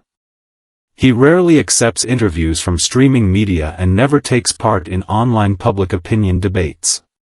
Most of the time, he sits quietly on his slightly sagging wooden chair, watching fallen leaves swirl down outside the window in the sunset glow. With decades of restraint and perseverance, he kept his original promise to art: let works be sharp blades piercing the darkness, and keep himself hidden in the shadows. We often seek peace to rely on during sleepless nights. What we are truly looking for is the calm to settle down after seeing the complex essence of the world. Through decades of solitary dedication, Go Nagai delivered the most powerful answer to this impetuous era. The highest state for a creator is not to cater to worldly praise, but to stay rooted in the spiritual temple built with his own hands amid the tides of time, waiting quietly for the final judgment of history. When prosperity fades and neon lights across the city go out one by one in the long night, looking back on Go Nagai's life, we may finally solve the core puzzle about subversion and dignity raised in the prologue. What legacy has this pioneering maverick, misunderstood and deified for half a century, left behind? Is it the enduring legends of iron and steel that still sell well today, or the fearless integrity he showed in the face of censorship of the times?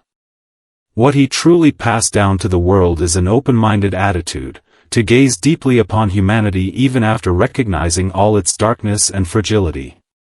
On this quiet night lit by faint fireplace flames, as we listen to this unhurried narration and recall his slender figure with sharp and aloof eyes, regret over being misunderstood by the secular world fades away, leaving lasting peace of mind.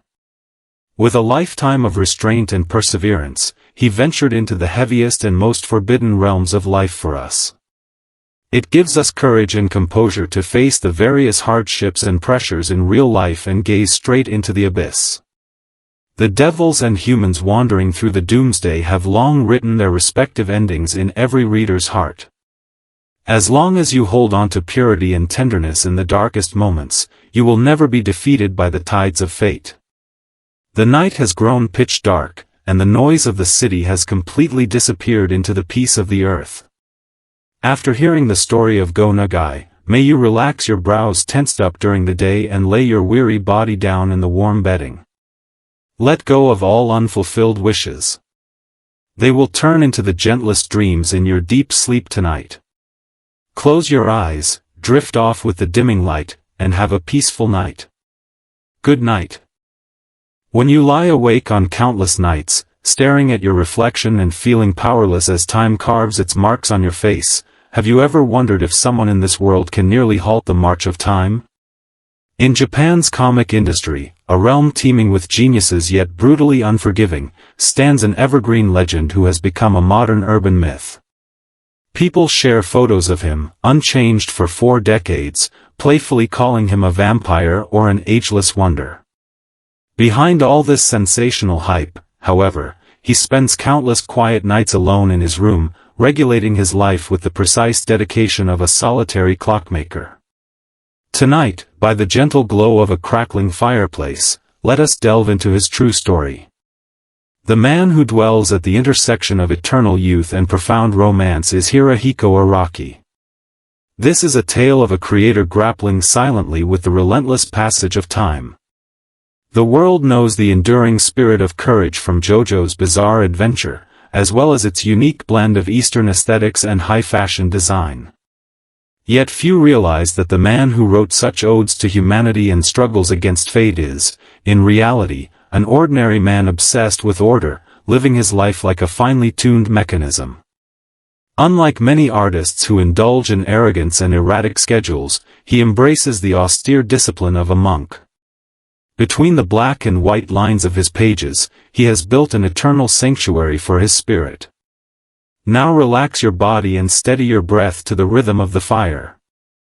Let us travel back to the moment when fate began to unfold, and a quiet miracle took shape. It was the late 1980s in Tokyo, a city caught in the final frenzy before its economic bubble burst. Giant posters everywhere celebrated material indulgence and fleeting pleasures. Inside an old office at Shueisha, thick with the smell of tobacco and printing ink, sat 27-year-old Hirohiko Araki at a worn drawing desk, his expression as calm as still water. That year, Phantom Blood began its quiet serialization on the margins of a weekly magazine, marking the start of his lifelong battle against fate. At the time, Japanese shonen manga was dominated by muscle-bound combat and straightforward action stories. Works featuring exotic styles, Western classical aesthetics and complex themes of destiny found almost no favor among readers. Deeper troubles soon followed. With poor initial ratings and constant bottom placements in reader surveys, the young artist faced the constant threat of having his series cancelled. Cold warnings from editors, biased remarks from peers, and meager earnings after paying his assistants poured down on the proud young man like cold rain. He survived on cold rice balls, pushing himself to draw dozens of detailed pages within 48 hours. Day after day, his knuckles ached from gripping his pen. This was fate's first severe test: yield to market trends, or perish in solitude. Late into the night, as trams rumbled past outside and a desk lamp cast dim light over the room, Araki looked at his gaunt yet refined reflection in the mirror and made a decision that baffled the entire industry. Instead of imitating popular styles to save his work, he stretched his character's proportions further, drew inspiration from the dramatic poses of classical sculptures, and introduced the vivid hues of high European fashion into the monochrome world of shonen manga. He knew well that if his brush no longer painted what he truly believed in, even rising in sales would turn him into nothing more than a soulless machine churning out generic pages. With the revolutionary introduction of stands and Stardust Crusaders, JoJo took the manga world by storm, thanks to its brilliant tactical battles and epic storytelling. Yet fame and vast commercial interests sparked a hidden conflict between the artist's creative vision and the highly industrialized publishing system. To major publishers, Hirohiko Araki was no longer just a distinctive manga artist, but a lucrative asset linked to animations, games, and massive sales. Corporate influence seeped into his studio. Editors brought data-driven suggestions, urging him to simplify intricate plots to attract younger audiences and revive popular characters to satisfy public expectations. This subtle yet destructive erosion threatened to dilute the purity of his art, a trap that had dimmed the talents of many gifted creators. Though gentle in appearance and always wearing his signature thin-rimmed glasses, Araki possessed an unyielding will and sharp resolve. He never resorted to arguments. Instead, his unfailing punctuality and strict work ethic became his strongest defense. He politely but firmly rejected demands to compromise his craft, choosing to venture further artistically by weaving profound themes of ancient Greek tragedy into his stories. In Diamond is Unbreakable, he broke the simple trope of good always defeating evil. Set in a peaceful yet unsettling small Japanese town, the story depicts ordinary people confronting malice amid mundane daily life. His assistants often watched his lonely, upright figure working late into the night, feeling the quiet resolve he carried. For decades, he never missed a deadline or took unnecessary leave. Like a precise clock, he stood firm against corporate interference, blazing a trail for artists to uphold their unique creative vision in the industry. Entering the new century, Araki's work evolved into a form of spiritual practice akin to that of a philosopher. Meanwhile, he found himself caught in the struggle between physical aging and an ageless spirit. Most of his contemporaries had suffered severe health issues from years of overwork. Some passed away, while others retired early. The shadow of time loomed large over every creator. Online jokes about his seemingly unchanging appearance spread widely, turning him into a curious urban legend, and his daily routine became a topic of idle gossip. Alone in his silent studio late at night, however, Araki bore the heavy pressure brought by this myth. No human body can defy the laws of biology. Years of close work gradually weakened his eyesight, and long hours at the desk took a toll on his neck and shoulders. His enduring grace and vitality stemmed not from supernatural power, but from an extremely strict, almost rigorous lifestyle he imposed on himself. He set aside regular time for peace and connection with nature. He rose before dawn every day, washed his face with cold water, and sat down at his desk to work in complete silence. He cut back on trivial social events and declined most unnecessary public appearances, living like a reclusive ascetic hidden in modern Tokyo. Through strict self-discipline, he fought against the natural course of aging. On his drawing pages, he wrote that the praise of humanity is the praise of courage, words that offer powerful comfort to everyone worn down by the restless world. The public's decades-long fascination with Araki has led to deep misunderstandings about his inner self. Fascinated by the bold fashion choices, striking colors and dramatic poses in his works, people assume he is an eccentric, flamboyant rebel in real life. Some critics even misinterpret the fates in his stories as signs of cold detachment. Those who truly know him, though, are touched by his gentle elegance and quiet dignity rooted in Eastern culture.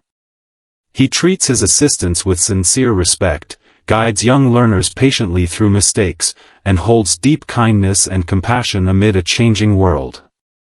The calm reserve of his personality stands in stark contrast to the passion and intensity of his stories, forming a fascinating paradox. He portrays the tragic heroism of the Joestar family so vividly because he holds an unwavering reverence for sincerity and human dignity. He is no cold observer. Having experienced the despair of aging, loss and oblivion himself, he channels these feelings into his work and passes on an undying spirit of hope to others. As fast food culture and digital creation pursue instant popularity, Araki remains steadfast. He sticks to traditional pen and paper, working diligently and nobly. He does not merely endure solitude, but embraces it to build a warm haven that heals fragile hearts. As prosperity fades and time settles over the bustling city, looking back on Hirohiko Araki's life, we finally uncover the truth behind the legend of eternal youth and his battle against time.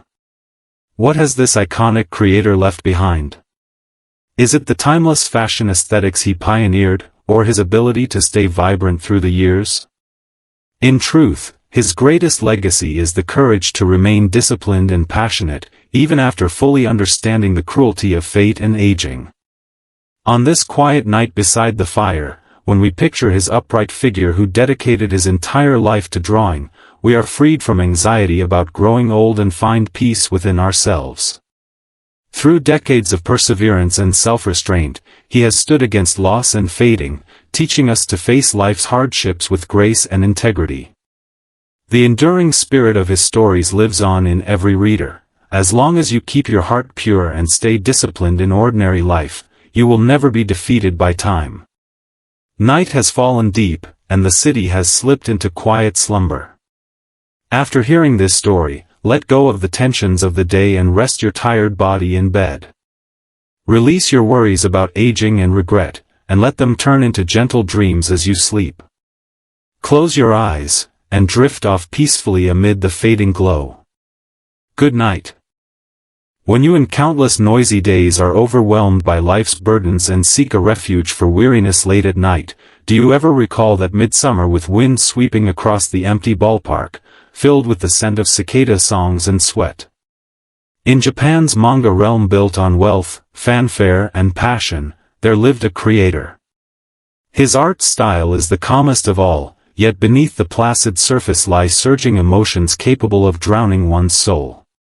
He depicted the most flawless youth, yet with tender strokes, carved out the most heart-wrenching sudden death in Japanese manga history at the happiest moments of his stories. While the whole era wept for the regrets in his works and hailed him as the spokesperson of youth, the man himself lived like an almost invisible figure.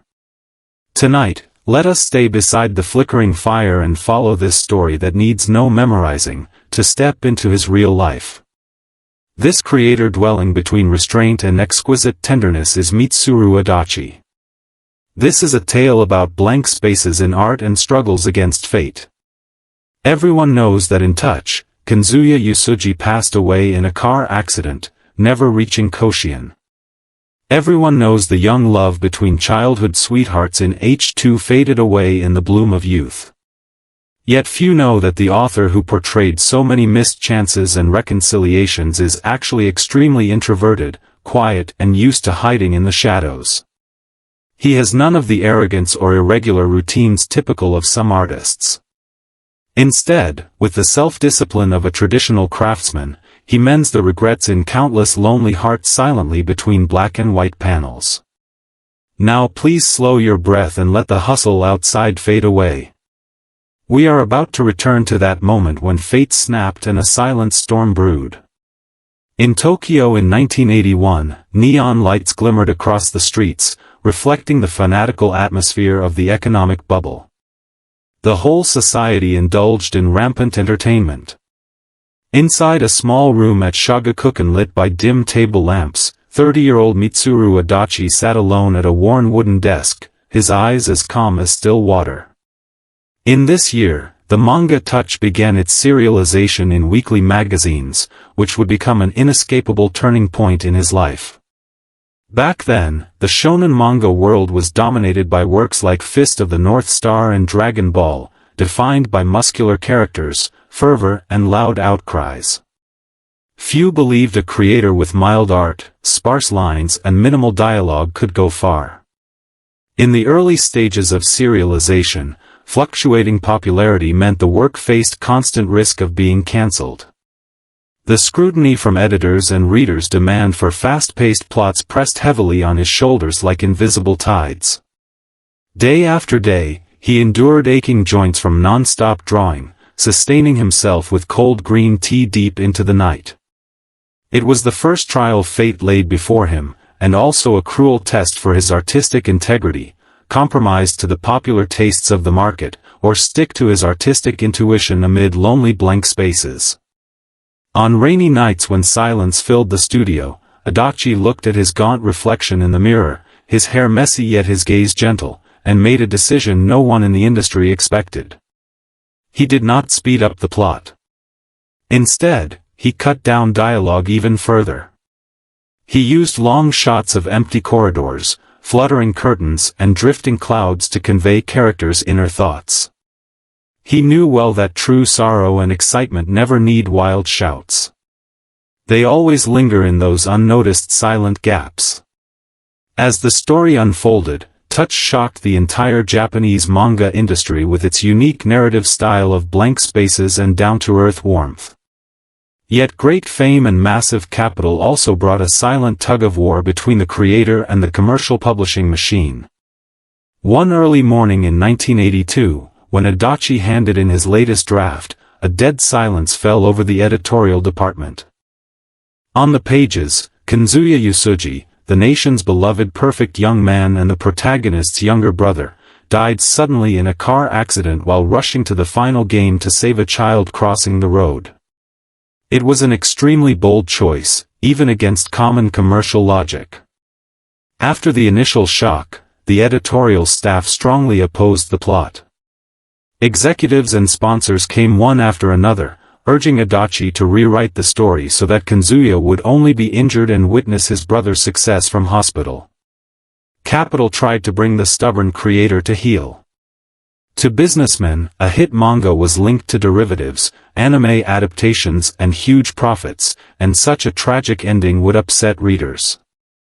Many talented creators lost their original vision in such conflicts, becoming mere tools for producing formulaic content. Though mild-mannered and always wearing a soft smile, Adachi had an unyielding will.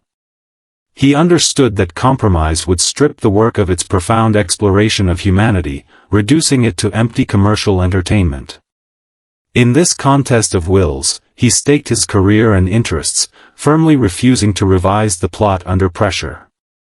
He often sat quietly staring at the busy streets outside the window during negotiations, then returned to his studio and drew the empty hospital bed and the young man covered with a white cloth in the morgue. He defended the dignity of a creator, and engraved the unfinished dream of Koshien deep in the memories of an era. Entering the 21st century, Adachi's creation had turned into a solitary practice akin to that of a monk, yet he also fell into the dilemma of surpassing himself. Long after the peak of touch, doubts never faded. Some critics mocked that he always drew identical faces and stuck to stories about baseball and childhood sweethearts. Online, people even made jokes about the similar-looking characters in his works. Deep inside his studio, quiet enough to hear one's own heartbeat, Adachi endured the pressure from this impetuous age. No creator can escape the exhaustion of inspiration or the decline of physical health. Years of work impaired his eyesight, and long hours at the desk troubled his cervical spine. Still, he kept using similar character designs and themes. This was not a lack of ideas, but a sophisticated narrative pursuit and profound understanding of human nature. He sought to depict entirely different souls beneath the surface of ordinary daily life. During the creation of H2 and Cross Game, his life became a rigid routine. Apart from his assistants and regular publishers, he cut off most social contacts, living like a hermit hidden in modern Tokyo. The public talked about his enormous wealth from royalties, but only he knew that every stroke was a struggle against his aging body in the quiet studio late at night. Gradually, he wove more acceptance and relief into his stories. The wounded young men in his works chose to smile and reconcile with fate when facing death and separation. It was the faint light he held onto amid loneliness and hardship, for himself and for the whole world. People have long misunderstood the inner world of this reclusive genius while indulging in his works. Touched by the warm sunsets, youthful crushes and funny daily moments in his stories, readers assumed he lived a rich and romantic life filled with affection. Some media even fabricated rumors about past heartbreaks and lost love, claiming his obsession with depicting regret stemmed from his own painful experiences. The truth is far simpler. Adachi's real life is plain and extremely restrained. He has no dramatic romances or regrettable partings. When he was young, he made a firm choice: never let worldly relationships distract him from manga creation. His rational character and pursuit of purity formed a striking paradox in his life. He understood jealousy, possession, compromise and dedication in love better than anyone, yet he chose to stand aside as a calm observer of time. As fast food culture swept across the world, digital painting made creation more efficient yet mediocre. Everyone chased instant sensory stimulation and traffic. Adachi, however, remained steadfast. He still used traditional dip pens and persisted in the old-fashioned way of drawing on paper. With strict self-discipline, he resisted the impetuosity of the times. He did not endure loneliness passively, but chose to build an eternal spiritual shelter for those unspeakable pains and regrets hidden in solitude. As time went by for half a century, Adachi has entered his later years. Those readers who once cheered passionately in the stands have stepped into ordinary life, but the subtle blank spaces and gentle moods he depicted have become precious aesthetic classics in the history of animation and comics. Time has vindicated him in the most gentle way. He still lives in his quiet residence in Tokyo, and the lamp in his studio lights up late every night. He rarely gives interviews or uses social media, so photos of him in recent years are extremely rare.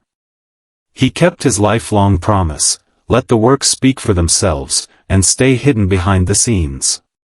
We often seek comfort in the dead of night. What we truly long for is the peace of mind to accept the complexity of life. With decades of perseverance and restraint, Adachi has carried the sharp regrets of youth for us. When we face the imperfections in our own lives, we learn to depart with grace. That endless summer lives on in every reader's heart with a unique ending. As long as we hold on to purity and tenderness even in hard times, we will never be defeated by fate.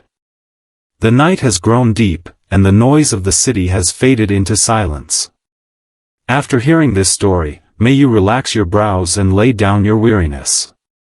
Let go of the sorrow over losses and regrets, and drift into sweet dreams tonight. Close your eyes, follow the dimming light, and fall into a peaceful sleep. Good night.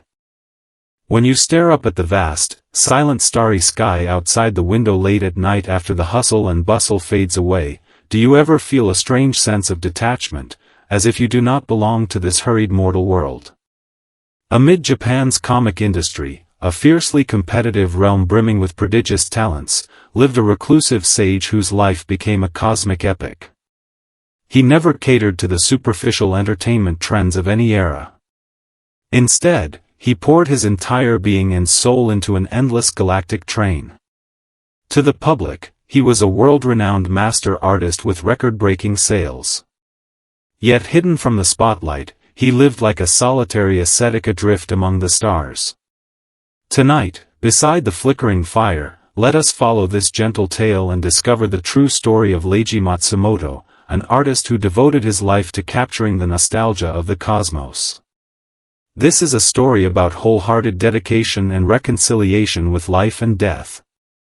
Everyone knows about Tetsuro Hoshino's long journey for eternal life in Galaxy Express 999, and the solemn romance of space battleship Yamato sailing toward the unknown starry sea amid despair. Few realize that the creator who depicted the cycle of life, death, and the emptiness of the universe was in truth an extremely reserved and taciturn man who dwelt long in solitude. Now relax your body and steady your breath to the rhythm of the fire. We are about to return to that pivotal moment when fate shifted and a silent storm began to brew. It was 1977 in Tokyo. Neon lights had not yet fully swallowed the night sky. A cramped rental room was filled with the sharp scent of cheap ink and stale bread. At 39, Leiji Matsumoto sat alone at a wooden desk worn hollow by years of use. Rain pattered continuously outside the window, and his eyes were as deep and still as ancient water. That year, Galaxy Express 999 began its quiet serialization in a niche magazine, setting an unalterable course for his life. Back then, Japanese comics were dominated by action brawls and light-hearted urban comedies. Few held out hope for a work with a solemn tone, rooted in classic sci-fi and philosophical reflections on life and death. Crisis soon arrived. Plagued by poor ratings and bottom-ranking reader surveys in its early run, Matsumoto faced the constant threat of having his series cancelled in his middle age. Cold warnings from publishers and biased remarks from peers weighed heavily on his shoulders like an impenetrable wall. Day after day, he sustained himself on cold green tea, rushing to finish dozens of pages of intricate perspective drawings within 48 hours. The relentless work left his knuckles aching constantly. It was fate's first great trial: bow to the market, or perish in isolation. Alone with blank pages and inner struggles on countless sleepless nights, Matsumoto looked at his gaunt reflection in the mirror, his hair messy, his demeanor restrained from prolonged stress, and made a decision that baffled the entire industry. Rather than softening his somber panels to suit mainstream tastes, he expanded the depictions of starry skies, enveloping the entire train in boundless cosmic vastness. He knew true comfort never comes from hollow laughter. It lies in kindling a guiding light for the lost amid the deepest loneliness. As Galaxy Express 999 swept across Asia, Leiji Matsumoto and his profound cosmic vision shook the core of Japan's comic industry. Yet fame and immense capital sparked a silent struggle between the creator and the commercial publishing machine. To corporate giants, Matsumoto was no longer just an unconventional cartoonist, but a lucrative symbol tied to animations, merchandise and enormous profits. Capital crept into his studio. Editors presented data-driven suggestions, urging him to cut the heavy philosophical dialogues about life and death, and reshape protagonist Tetsuro into a cheerful hero who fit the conventional happy ending favored by all ages. This was a subtle erosion of artistic integrity fueled by money. Many once brilliant creators lost their edge in such circumstances, reduced to churning out formulaic works. Though gentle in appearance and always wearing dark-rimmed glasses, Matsumoto possessed an unyielding resolve and sharp wisdom. He avoided confrontation. Instead, he maintained a mild attitude and strict punctuality with submissions, his unshakable stance during negotiations. Faced with pressure from editors and investors, he would sit quietly, gazing at the busy streets outside, then return to his desk and keep drawing lonely astronauts fading away in the cold, endless cosmos. He perceived the changing times clearly. Readers craved genuine human warmth, not shallow commercial entertainment. When Maytel said to Tetsuro as the train prepared to depart, "I am but a phantom of your youth," the superficial fanfare of the era faded away in an instant. In this silent standoff, he defended a creator's dignity, turning his works into timeless artistic monuments. Entering the 21st century, Matsumoto's creation became akin to a philosopher's spiritual practice, yet he also fell into inner contemplation over the cycle of life and death. Misunderstandings of him peaked in this period. Many who only saw the grandeur and bleak nihilism in his works assumed he was violent, gloomy, and unapproachable. False rumors spread online about his extravagant lifestyle and reclusive personality. Those who truly knew him, however, were soothed by his rare elegance and calm. He treated his assistants with sincere respect, smiled gently when younger creators made mistakes, and always held kindness and compassion amid an ever-changing world. The stark contrast between his quiet, introverted nature and the grand, tragic aura of his works forms the most thought-provoking paradox of his life. He portrayed humanity's smallness and greatness against the boundless universe so vividly because he cherished life and human dignity with almost rigorous devotion. He was no detached observer. He immersed himself in the depths of fate, bearing the despair of aging, death and oblivion on behalf of ordinary people, before bringing purified, eternal spirits back to the world as a classic romantic artisan. As he grew older, years of desk work took a toll on his health. Severe eyesight decline and joint pain made every page a strenuous effort. Still, he remained steadfast like a silent statue, sticking to traditional paper and brushes. He did not merely endure loneliness, he chose to dwell within it, building an eternal haven to heal humanity's fragile hearts. Time delivered its ultimate verdict in a bittersweet way. Those who once chased fast entertainment and mocked his works for being too profound have long been forgotten. Meanwhile, the silent cosmos and lingering cosmic nostalgia he depicted have become precious aesthetic classics in global comic history. Even in this digital age, where instant visual thrills prevail, his studio retains the look of half a century ago. There are no expensive digital drawing tablets or sophisticated effect software, only stacks of yellowed manuscripts, bottles of faintly bitter ink, and the dip pen that has accompanied him for most of his life. He rarely gave interviews to streaming media or joined online hype. Most of the time, he sat quietly in his worn wooden chair, watching fallen leaves swirl down in the sunset. With decades of restraint and perseverance, he kept his promise to art: let the works pierce through darkness, and stay hidden in the shadows himself. We often seek peace on sleepless nights. What we truly yearn for is the calm to settle down after seeing the complexity of the world.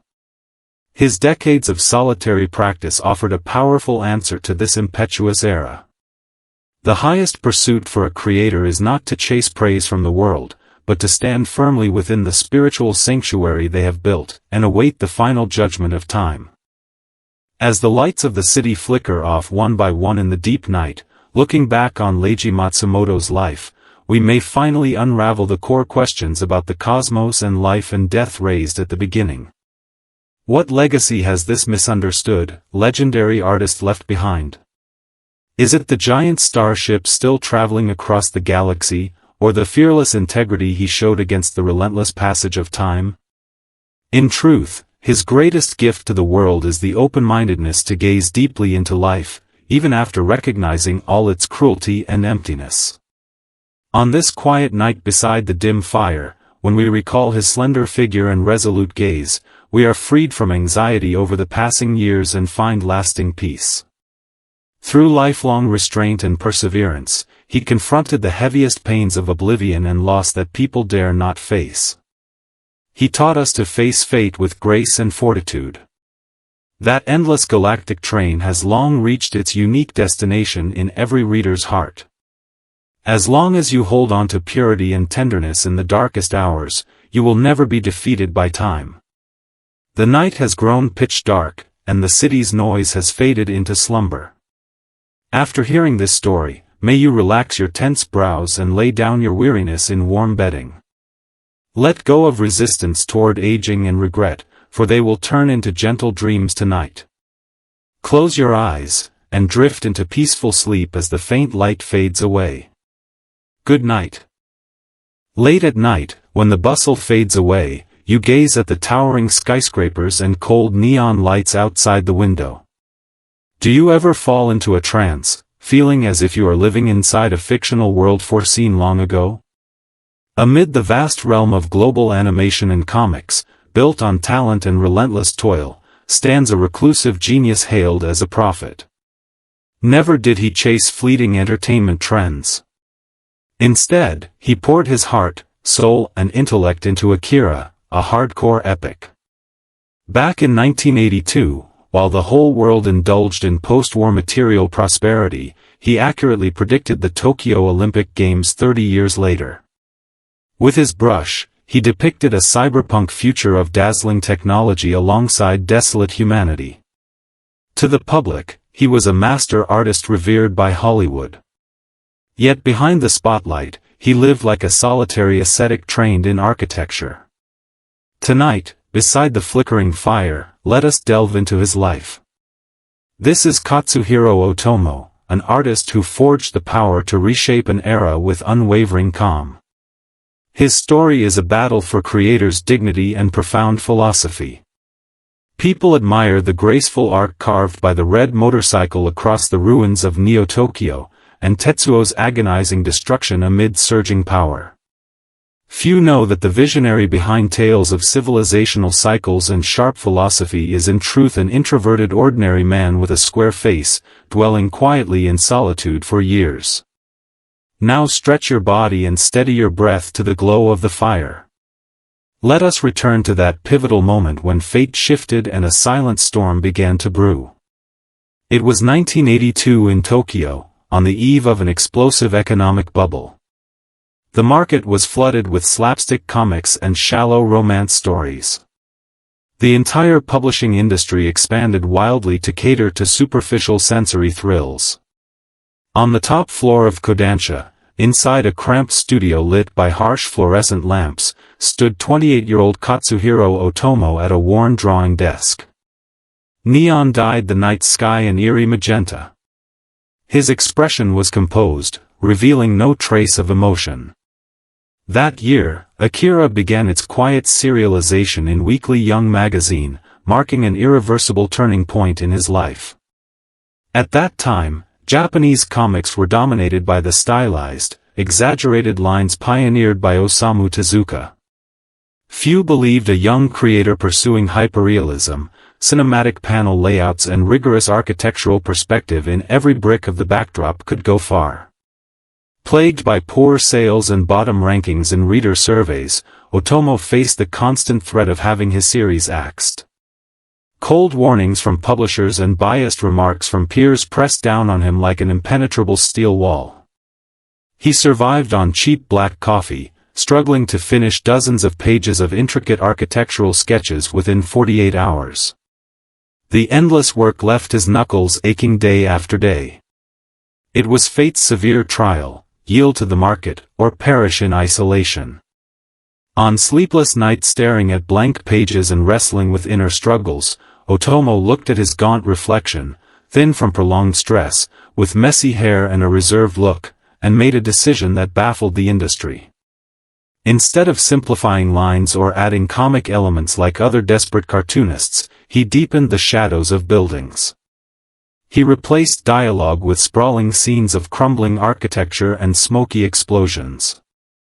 He knew that the power to reshape an era never lies in hysterical shouts, but in the cold, precise shattering of mediocre conventions. As serialization went on, Akira shook the global animation and comic world with its unparalleled realistic aesthetics and epic panel work. Yet fame and massive capital sparked a silent conflict over creative control against the highly commercialized film industry.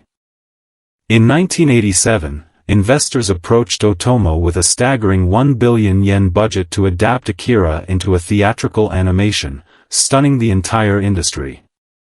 For capital, huge investment meant absolute control over content. Executives kept proposing revisions, cut the profound social criticism and philosophical sections, and rewrite the ending into a mild, family-friendly happy conclusion. To businessmen, animation was merely a commodity for box office revenue, not a work that provoked deep reflection. Many gifted artists lost their edge amid such pressure, reduced to cogs in the commercial machine. Though gentle and always wearing a soft smile, Otomo possessed an unyielding pride and sharp wisdom deep inside. He avoided confrontation, relying on his mild manner and storyboards accurate to every millisecond as his unshakable stance. To preserve the purity of every frame, he insisted on an extravagant standard of over 150,000 animation drawings, using artistic excellence to fend off corporate interference. His assistants often watched his tall, solitary figure late into the night, sensing unspoken resolve. He risked his career and the whole project to defend the dignity of every frame. When the enormous glowing silver sphere expanded across countless fine lines, swallowing and remaking Neo-Tokyo in the film's finale, the vanity of the age faded away in an instant. He won absolute freedom as an artist. Entering the 21st century, Otomo's creation became like an architect's spiritual practice, while he grappled with the fear of being forgotten by time. Most of his contemporaries got lost in the digital wave. Fast food culture prevailed, as everyone chased instant sensory thrills and views. Meanwhile, his reputation as a prophet was endlessly exploited by online marketers and short video creators, who split his works into sensational labels and dug for exaggerated rumors. In his studio, where only the scratch of dip pens on paper broke the silence late at night, Otomo endured the pressure brought by such myths. Like every creator, he faced physical decline and creative exhaustion. His eyesight deteriorated over years of work, and long hours at the desk troubled his cervical spine. Yet he upheld his sober thinking for decades, driven by an uncompromising artistic pursuit. The public long misunderstood him. Witnessing the violent ruins, technological mutations, and grand doomsday scenes in his works, people assumed he was eccentric, gloomy, and unapproachable. In truth, those who knew him well were touched by his rare Eastern elegance and poise. He respected his assistants, smiled warmly and offered patient guidance when juniors made mistakes, and remained restrained and taciturn in daily life. The contrast between his calm personality and the passion for artistic purity in his heart forms a fascinating yet poignant paradox of his life. In 2020, the global pandemic forced the Tokyo Olympic Games into postponement, triggering an online frenzy worldwide. People unearthed a page from Otomo's comic drawn 38 years before, a countdown board reading, 147 days until the 2020 Tokyo Olympics, with the word, cancelled, sprayed below by angry citizens. The eerie overlap between fiction and reality led many to deify him as a time-traveling prophet. Publishers and Hollywood producers visited him again with checks worth billions of yen, urging him to write even a short sequel that would generate enormous profits. Times have changed, they said. Readers are eager for the return of Akira. Give us your approval, and you will dominate the industry once more. In his quiet suburban studio lit by dim table lamps, 66-year-old Otomo looked over his thick reading glasses and shook his head gently. He understood the era well. What the world needed was not another sensational doomsday blockbuster, but sober reflection on social order and human alienation amid runaway technology. The silver sphere in his work was never meant to celebrate destruction. It conveys a profound philosophy: civilizations rise again from ruins, yet humanity must stay restrained and humble in the face of overwhelming power. He refused to compromise by churning out hasty digital sequels catering to online trends. As one of the last masters of traditional industrial art from the last century, this was his calm and solitary resistance.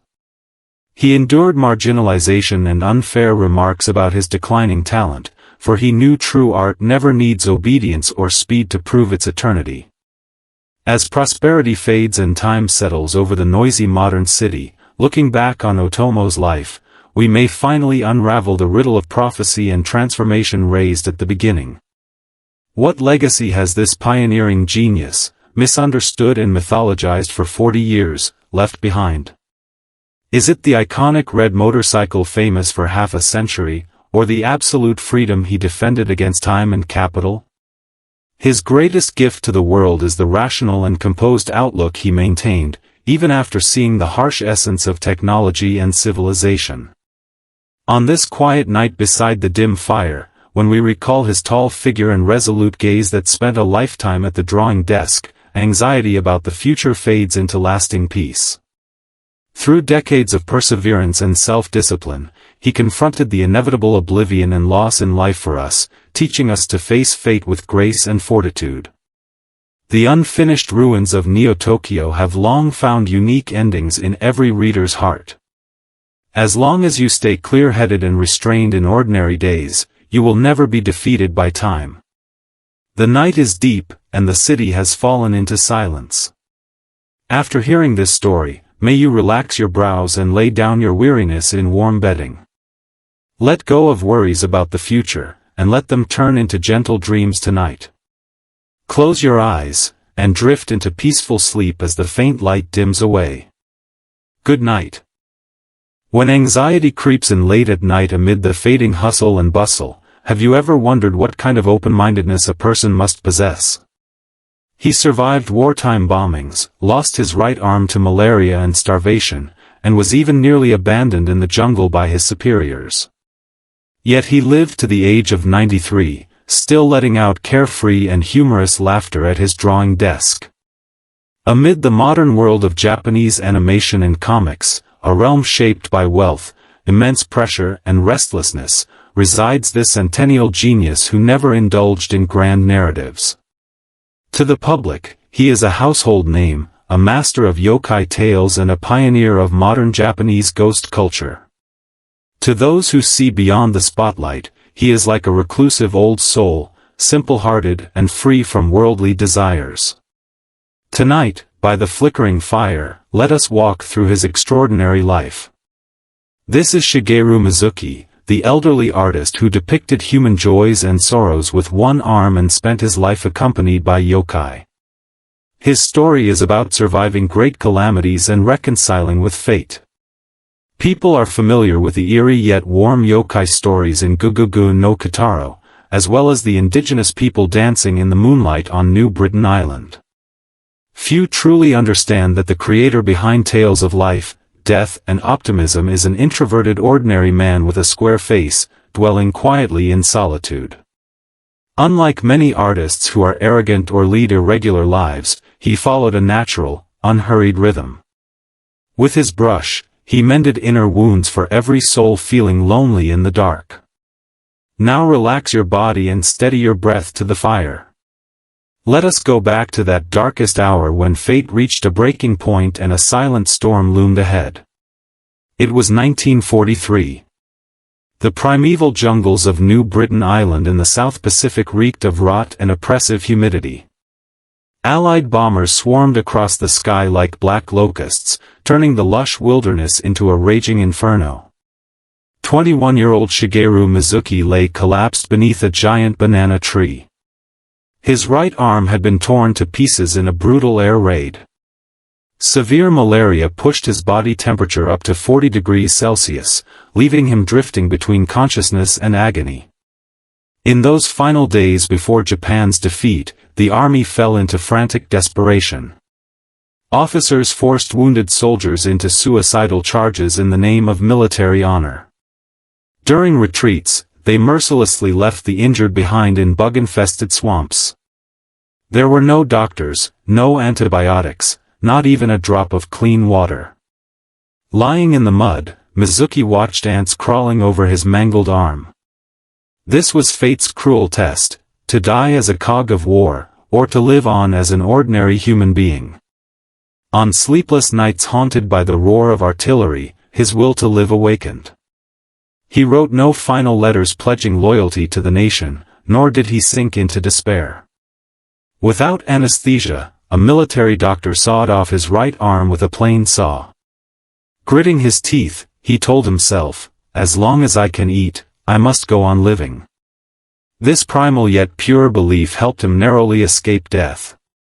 While recovering, he learned to draw on banana leaves with his left hand. Watching local natives dance ancient rituals and share wild fruits unhurriedly in the moonlight, he gained a new perspective. He realized how empty and cruel civilization and war could be, while those living in harmony with nature truly understood the dignity of life. After World War II ended, Mizuki returned to a devastated Japan. Yet hardship did not vanish along with the gunsmoke. For over a decade, the whole nation raced frantically toward reconstruction, chasing money and efficiency. As a disabled veteran who had lost his right arm, he was seen as useless and marginalized by mainstream society. To make a living, he worked as a fisherman, sold bicycles and ran a ramen stall. But his disability and easygoing nature made every trade a struggle. At the age of 30, he moved into a dilapidated rental house for comic book rentals on the outskirts of Tokyo. He picked up the brush and embarked on a lifelong journey of creation with his left hand on rough, cheap paper. It was a tough yet prosperous era for serialized comics. Pay was meager, and cold treatment from editors left him struggling to make ends meet. Many nights, he and his newlywed wife had to pawn their only blanket to buy rice for meals. Though gentle behind his black-rimmed glasses, Mizuki possessed remarkable calm and wisdom deep down. Refusing to churn out violent and vulgar stories to cater to the market, he began to recreate the yokai legends he had heard from elderly neighbors in his childhood. The spirits in his works were never meant to scare people. They were like eccentric neighbors living on the fringes of society, each with their own loneliness and tenderness. When Kitaro, the boy in the striped vest with hair covering his eyes, first came to life on paper, soothing moonlight cut through the restless, utilitarian sky of post-war Japan. Amid the struggle between creators and poverty, he claimed complete freedom for his art. In the 21st century, Mizuki's works were honored as national treasures of Japan. His hometown in Tottori was transformed into a wonderland of yokai. Praise and wealth poured in, yet he found himself tangled in the pressure brought by fame. Many misunderstood him. Fascinated by the eerie atmosphere of his works and the mystery surrounding his advanced age, Outsiders pictured him as a weird, gloomy, and unapproachable figure, even spreading false rumors that he practiced witchcraft and lived in isolation. Those who knew him well were touched by his extraordinary optimism and grace. In the studio, he always treated his assistants with respect. When urged by younger creators to deliver new works, he would joke about death gently. "Sorry, the yokai are on holiday today, and I need to rest too." The contrast between his laid-back personality and the grand spiritual world in his stories creates a thought-provoking paradox. Having stood on the boundary between life and death at 21, he portrayed the afterworld as a place filled with mundane warmth rather than terror. Having endured extreme poverty after the war, he saw clearly how money could erode human souls and depicted greed with profound insight. He was no detached observer. Having experienced disability, poverty, and neglect, he bore these hardships on behalf of modern people, then brought back simple wisdom and peace from the ruins of fate, as a romantic artisan of the old school. As the 2010s arrived, the digital age turned the comic industry into a fast-paced, profit-driven realm of emotional fast food. Young creators stayed up late, anxious over meaningless likes and online traffic. Already in his 90s, Shigeru Mizuki remained as steady as a quiet sculpture standing at the end of time, sticking to traditional pen and paper for his simple yet noble craft. He rarely gave interviews to streaming media or took part in online hype. Most of his days were spent sitting on his worn wooden chair, watching fallen leaves swirl in the sunset, or dozing off with his wife amid the chirping of cicadas on summer afternoons. At the closing ceremony of one of his rare art exhibitions, Hollywood producers offered him a huge sum for film adaptation rights. The elderly artist looked over his thick reading glasses and shook his head softly. "The world may lack many things, but what it needs most is sleep. Even yokai need to rest on time." His words fell into a profound silence. Countless readers suffering from insomnia and stress felt comforted by his soothing sketches. He refused to compromise by creating digital sequels for online popularity. As one of the last masters of traditional hand-drawn art, this was his sober and quiet resistance against the restless age. He accepted being gradually forgotten by younger readers and endured comments that his style was outdated, for he knew true art stands eternal without relying on speed. In November 2015, autumn in Tokyo brought a refreshing coolness. At the age of 93, Shigeru Mizuki passed away peacefully at home, like a weary traveler finally returning home, stepping calmly into the world of yokai he had painted all his life. Looking back on his century-long life, we may find the answer to the question raised at the beginning. What legacy has this yokai master, misunderstood and mythologized for half a century, left behind? Is it the bronze statues standing along Mizuki Shigeru Road, or the freedom he defended against time and capital? His greatest gift to the world is the courage to face the cruelty of war and life, yet still greet everything with ease and humor. On this quiet night by the dim fire, when we recall his clear, earnest gaze despite the loss of his right arm, anxiety about worldly hardships fades into lasting peace. Through a lifetime of perseverance and restraint, he helped us confront the irreparable loss and oblivion in life. We learn to face our own imperfections and hardships with grace and courage. The endless realm of yokai has long found its ending in every reader's heart. As long as you stay calm and know when to rest in ordinary days, you will never be defeated by time. The night is deep, and the city has fallen into sound sleep. After hearing this story, may you relax your brows and lay down all your weariness in warm bedding. Let go of worries about tomorrow and regrets. May they turn into gentle dreams tonight. Close your eyes, and drift into peaceful sleep as the faint light fades away. Good night. When the hustle and bustle fades away in the dead of night, and you gaze at the shifting shadows outside the window, do you ever feel a lingering emptiness, as if you are but a drifting leaf, powerless against the raging storm? Amid the turbulent Sengoku era, a cruel age woven from blood, betrayal and lust for power, lived a noble lady whose life became an eternal legend. She never craved fame or glory, yet fate cast her straight into the eye of the fiercest political tempest. To the world, she was a peerless beauty, the beloved daughter of Akechi Mitsuhide and the cherished wife of the renowned General Hosokawa Tadaoki. But behind closed doors, she endured years of confinement in a remote mountain residence, leading a life of quiet spiritual discipline. Tonight, by the glow of the flickering fire, let us explore her true story.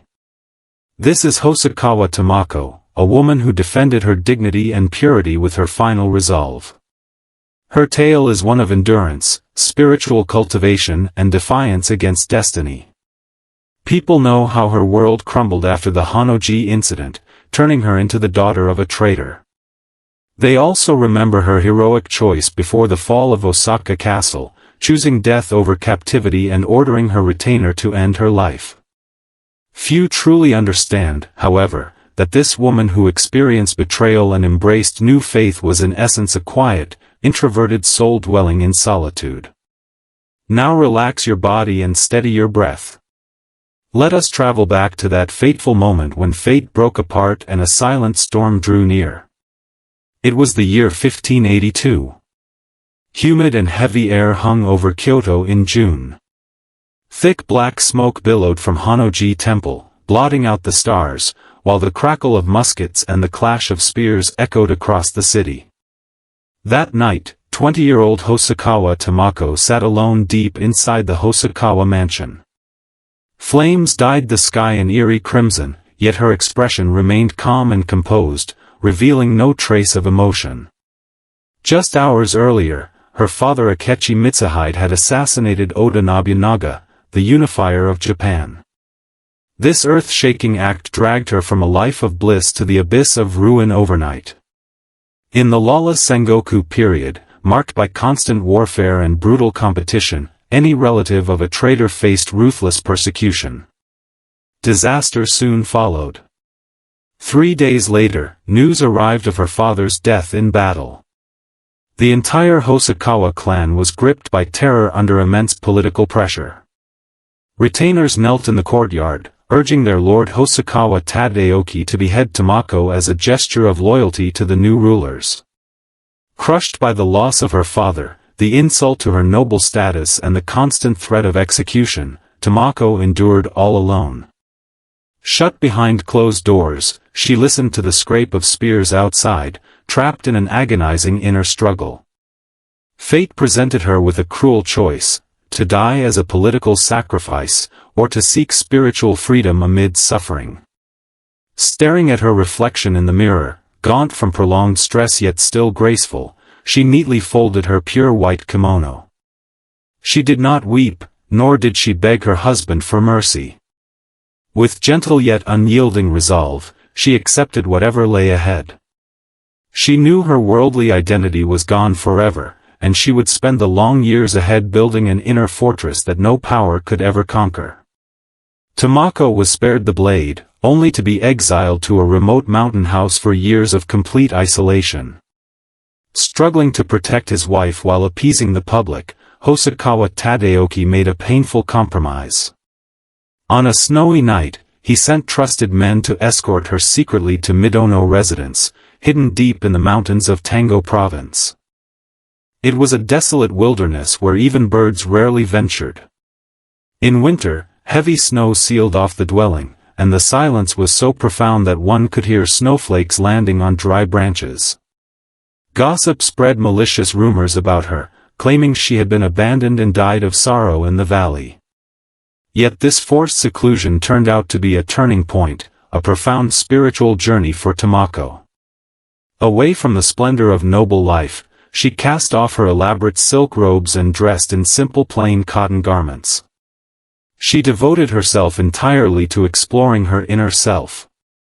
On countless rainy nights lit only by a dim oil lamp, she came into contact with new philosophical and religious ideas brought to Japan by Western missionaries.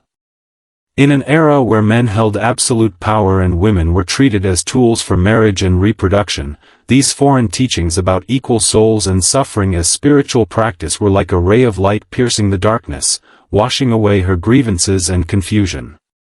In secret, far from her suspicious and violent husband, she underwent a profound spiritual transformation and embraced a new faith. As she wrote down verses of forgiveness, peace and salvation on clean paper, even the howling wind outside seemed to soften. She never yielded to loneliness, but gained ultimate sovereignty over her soul through quiet perseverance. When political tensions eased years later, Tamako was allowed to return to the Hosokawa mansion in Osaka. Misunderstandings about her only grew. She shunned social gatherings for noble ladies, leading many politicians to label her a bitter, reclusive woman who harbored hatred for the clan. Her jealous and distrustful husband kept her under constant surveillance, and they quarreled violently late into the night over her occasional correspondence with missionaries. In truth, Tamako's heart was as serene and clear as still water. She treated her maids with kindness, faced her furious husband with gentle smiles, and looked upon the turbulent world with compassion. The contrast between her tranquil spirit and the bloody, scheming world around her formed a poignant paradox of her life. Having transcended the fear of life and death through years of solitude, she had found her true spiritual home. While warlords fought relentlessly for power and territory, Tamako stood firm in her beliefs. She refused to become a pawn in political alliances, and would not pretend affection to satisfy her husband's vanity. With strict self-discipline, she resisted the hypocrisy and vanity of the noble circle. People mistook her reserve for coldness, but only those who truly understood her knew that such enduring peace amid a harsh political life could only come from deep and sincere compassion for all living things. In the summer of 1600, the atmosphere in Osaka grew tense as the decisive battle of Sekigahara drew near. To force Hosokawa Tadaoki to retreat, Ishida Mitsunari surrounded the Hosokawa mansion with thousands of armed soldiers. An ultimatum was delivered: Tamako must surrender as a hostage within 2 hours, or every inhabitant of the mansion would be slain. Panic spread among the maids and retainers, and all pressure fell upon Tamako. To surrender meant dooming her husband and clan, to resist meant a brutal massacre. At the age of 38, Tamako stood on the corridor and made a decision that stunned the entire realm. Her faith forbade suicide, so she gathered her loyal retainers and spoke calmly and firmly. "Let all women and innocent people escape through the side gate.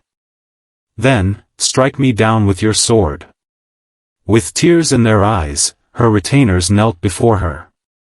Tamako returned to her quiet room lit by a dim lamp, facing west with calm composure. As the loyal retainer's sword pierced her body, explosives she had prepared ignited instantly. Flames engulfed the mansion, along with her mortal form and all the political intrigues surrounding her. Her noble death was the ultimate triumph of her life. She bowed to no tyrant and refused to be reduced to a tool of the times. With her pure and unyielding spirit, she shattered the cruel oppression imposed on women in the Sengoku period. As night falls and city lights fade, time settles over the modern world. Looking back on Tamako's life, we may find the answer to the question of betrayal and dignity raised at the beginning. What legacy did this misunderstood and mythologized noble lady leave behind after centuries? Was it the old scrolls preserved in museums, or the fearless integrity she showed amid flames? Her greatest gift to the world is the grace to remain disciplined and peaceful, even after witnessing the cruelty of power and life. On this quiet night by the faint fire, when we recall her figure, upright and elegant, spending a lifetime seeking light amid confinement and loneliness, anxiety about fate fades into lasting peace. Through 38 years of solitude and hardship, she bore the inevitable loss and oblivion of life for us. She teaches us to face difficulties with grace and dignity. The spirit of that unending summer lingers on, finding its place in every heart. As long as you keep your inner purity and perseverance in the darkest hours, you will never be defeated by the world. Night has fallen completely, and the city lies in deep slumber. After hearing Tamako's story, may you relax your tired mind and body in warm bedding.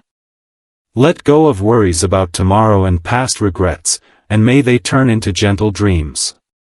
Close your eyes, and drift into peaceful sleep as the last glow fades away. Good night. When the noise of the night fades away and you gaze at the shifting shadows outside the window, do you ever feel an indescribable helplessness, as if you are but a leaf adrift in a raging storm, powerless to steer your own way? Amid the Sengoku era of Japan, a turbulent age forged from blood, betrayal and lust for power, there lived a distinguished strategist whose life became an eternal legend. He never chased fame or glory, yet fate cast him right into the eye of the fiercest power struggles. To the world, he was hailed as the Kongming of his time, a genius who seized the impregnable Inabayama castle with merely 16 men. Both Oda Nobunaga and Toyotomi Hideyoshi even visited him repeatedly, eager to entrust their grand ambitions to his wisdom. Yet behind closed doors, he lived like a reclusive practitioner, dwelling deep in remote mountains and seeing through the vanity of power in solitude. Tonight, let us sit by the flickering fire and follow this gentle tale to discover the true story of Takanaka Hanbei. This is a story of inner peace and defiance against fate, of a wise man who upheld his dignity and repaid kindness with his very life. People know well how he devised flawless battle strategies despite his frail, sickly frame. They also remember how, gravely ill ahead of the Battle of Miki, he refused to return to Kyoto for treatment, choosing to breathe his last on the battlefield. Few realize, however, that this iconic figure of genius and restraint was in truth a quiet, introspective soul who spent most of his life in seclusion. Now relax your body and calm your breath. Let us journey back to that pivotal moment when destiny frayed and a silent storm began to gather. It was the year 1564. A bitter cold hung over Mino province in the depth of winter. The massive gray walls of Inabayama Castle loomed in the dreary twilight, like a colossal ice sculpture devoid of life. On that night, 20-year-old Takanaka Hanbei sat alone in a dim side hall deep inside the fortress. Snowflakes filled the sky, painting the heavens a pale, murky white. His face bore an air of refined composure, revealing no trace of emotion. His lord Saito Tatsuoki caroused day and night with dissolute retainers in the inner quarters, turning a blind eye to Oda Nobunaga's relentless advance beyond the castle walls. A man of uncompromising principles when it came to military tactics and human nature, Hanbei pleaded earnestly time and again, only to be met with arrogant mockery. Worse still, some of the lord's favorites even humiliated him openly in the courtyard. The Sengoku period was a brutal era where old order crumbled and vassals frequently overthrew their masters. As a low-ranking samurai of humble background and delicate build, his dignity meant nothing to those in power. Disaster soon drew near. Plagued by his lord's incompetence, Mino province stood on the brink of collapse, its people suffering amid hunger and war. The weight of his frail body, the cries of the common folk and the looming threat of national ruin pressed heavily upon his shoulders. Alone behind closed doors, he listened to the wind and snow beating against the paper windows. Overwhelmed by grief and indignation, he was caught in an agonizing inner struggle. Fate presented him with two harsh choices: to perish as a loyal follower of a foolish ruler, or to shake the age with his peerless wit. Staring at his reflection in the mirror, pale from prolonged stress yet still graceful of feature, he neatly adjusted his faded indigo kuraginu. He shed no tears and yielded to no faction. With gentle yet unshakable resolve, he braced himself for what lay ahead. He knew conventional ways could no longer save this broken world. At this darkest hour, he would stage an unprecedented gamble, carving out a path for true dignity in a corrupt age. Before dawn broke on a regular February morning in 1564, Takanaka Hanbei set in motion the legendary feat that would echo through history, seizing the castle with just 16 men. Claiming he was going to visit his ailing father-in-law, he escorted a cart loaded with herbs and hidden weapons, accompanied by 15 trusted followers. They moved slowly through the heavily guarded gates of the supposedly impenetrable stronghold, looking like ordinary travelers shivering against the cold. When the cart stopped before the Lord's chambers, Hanbei drew his trusted katana. Its blade glinted coldly in the pale daylight. In just 2 hours, these 16 men, relying on their intimate knowledge of the castle layout and sharp insight into human nature, drove Saito Tatsuoki from his bed and took control of this strategically vital fortress. The whole of Japan was stunned. Oda Nobunaga, amazed by his feat, immediately sent envoys with a tempting offer, half of Mino province and the position of chief strategist.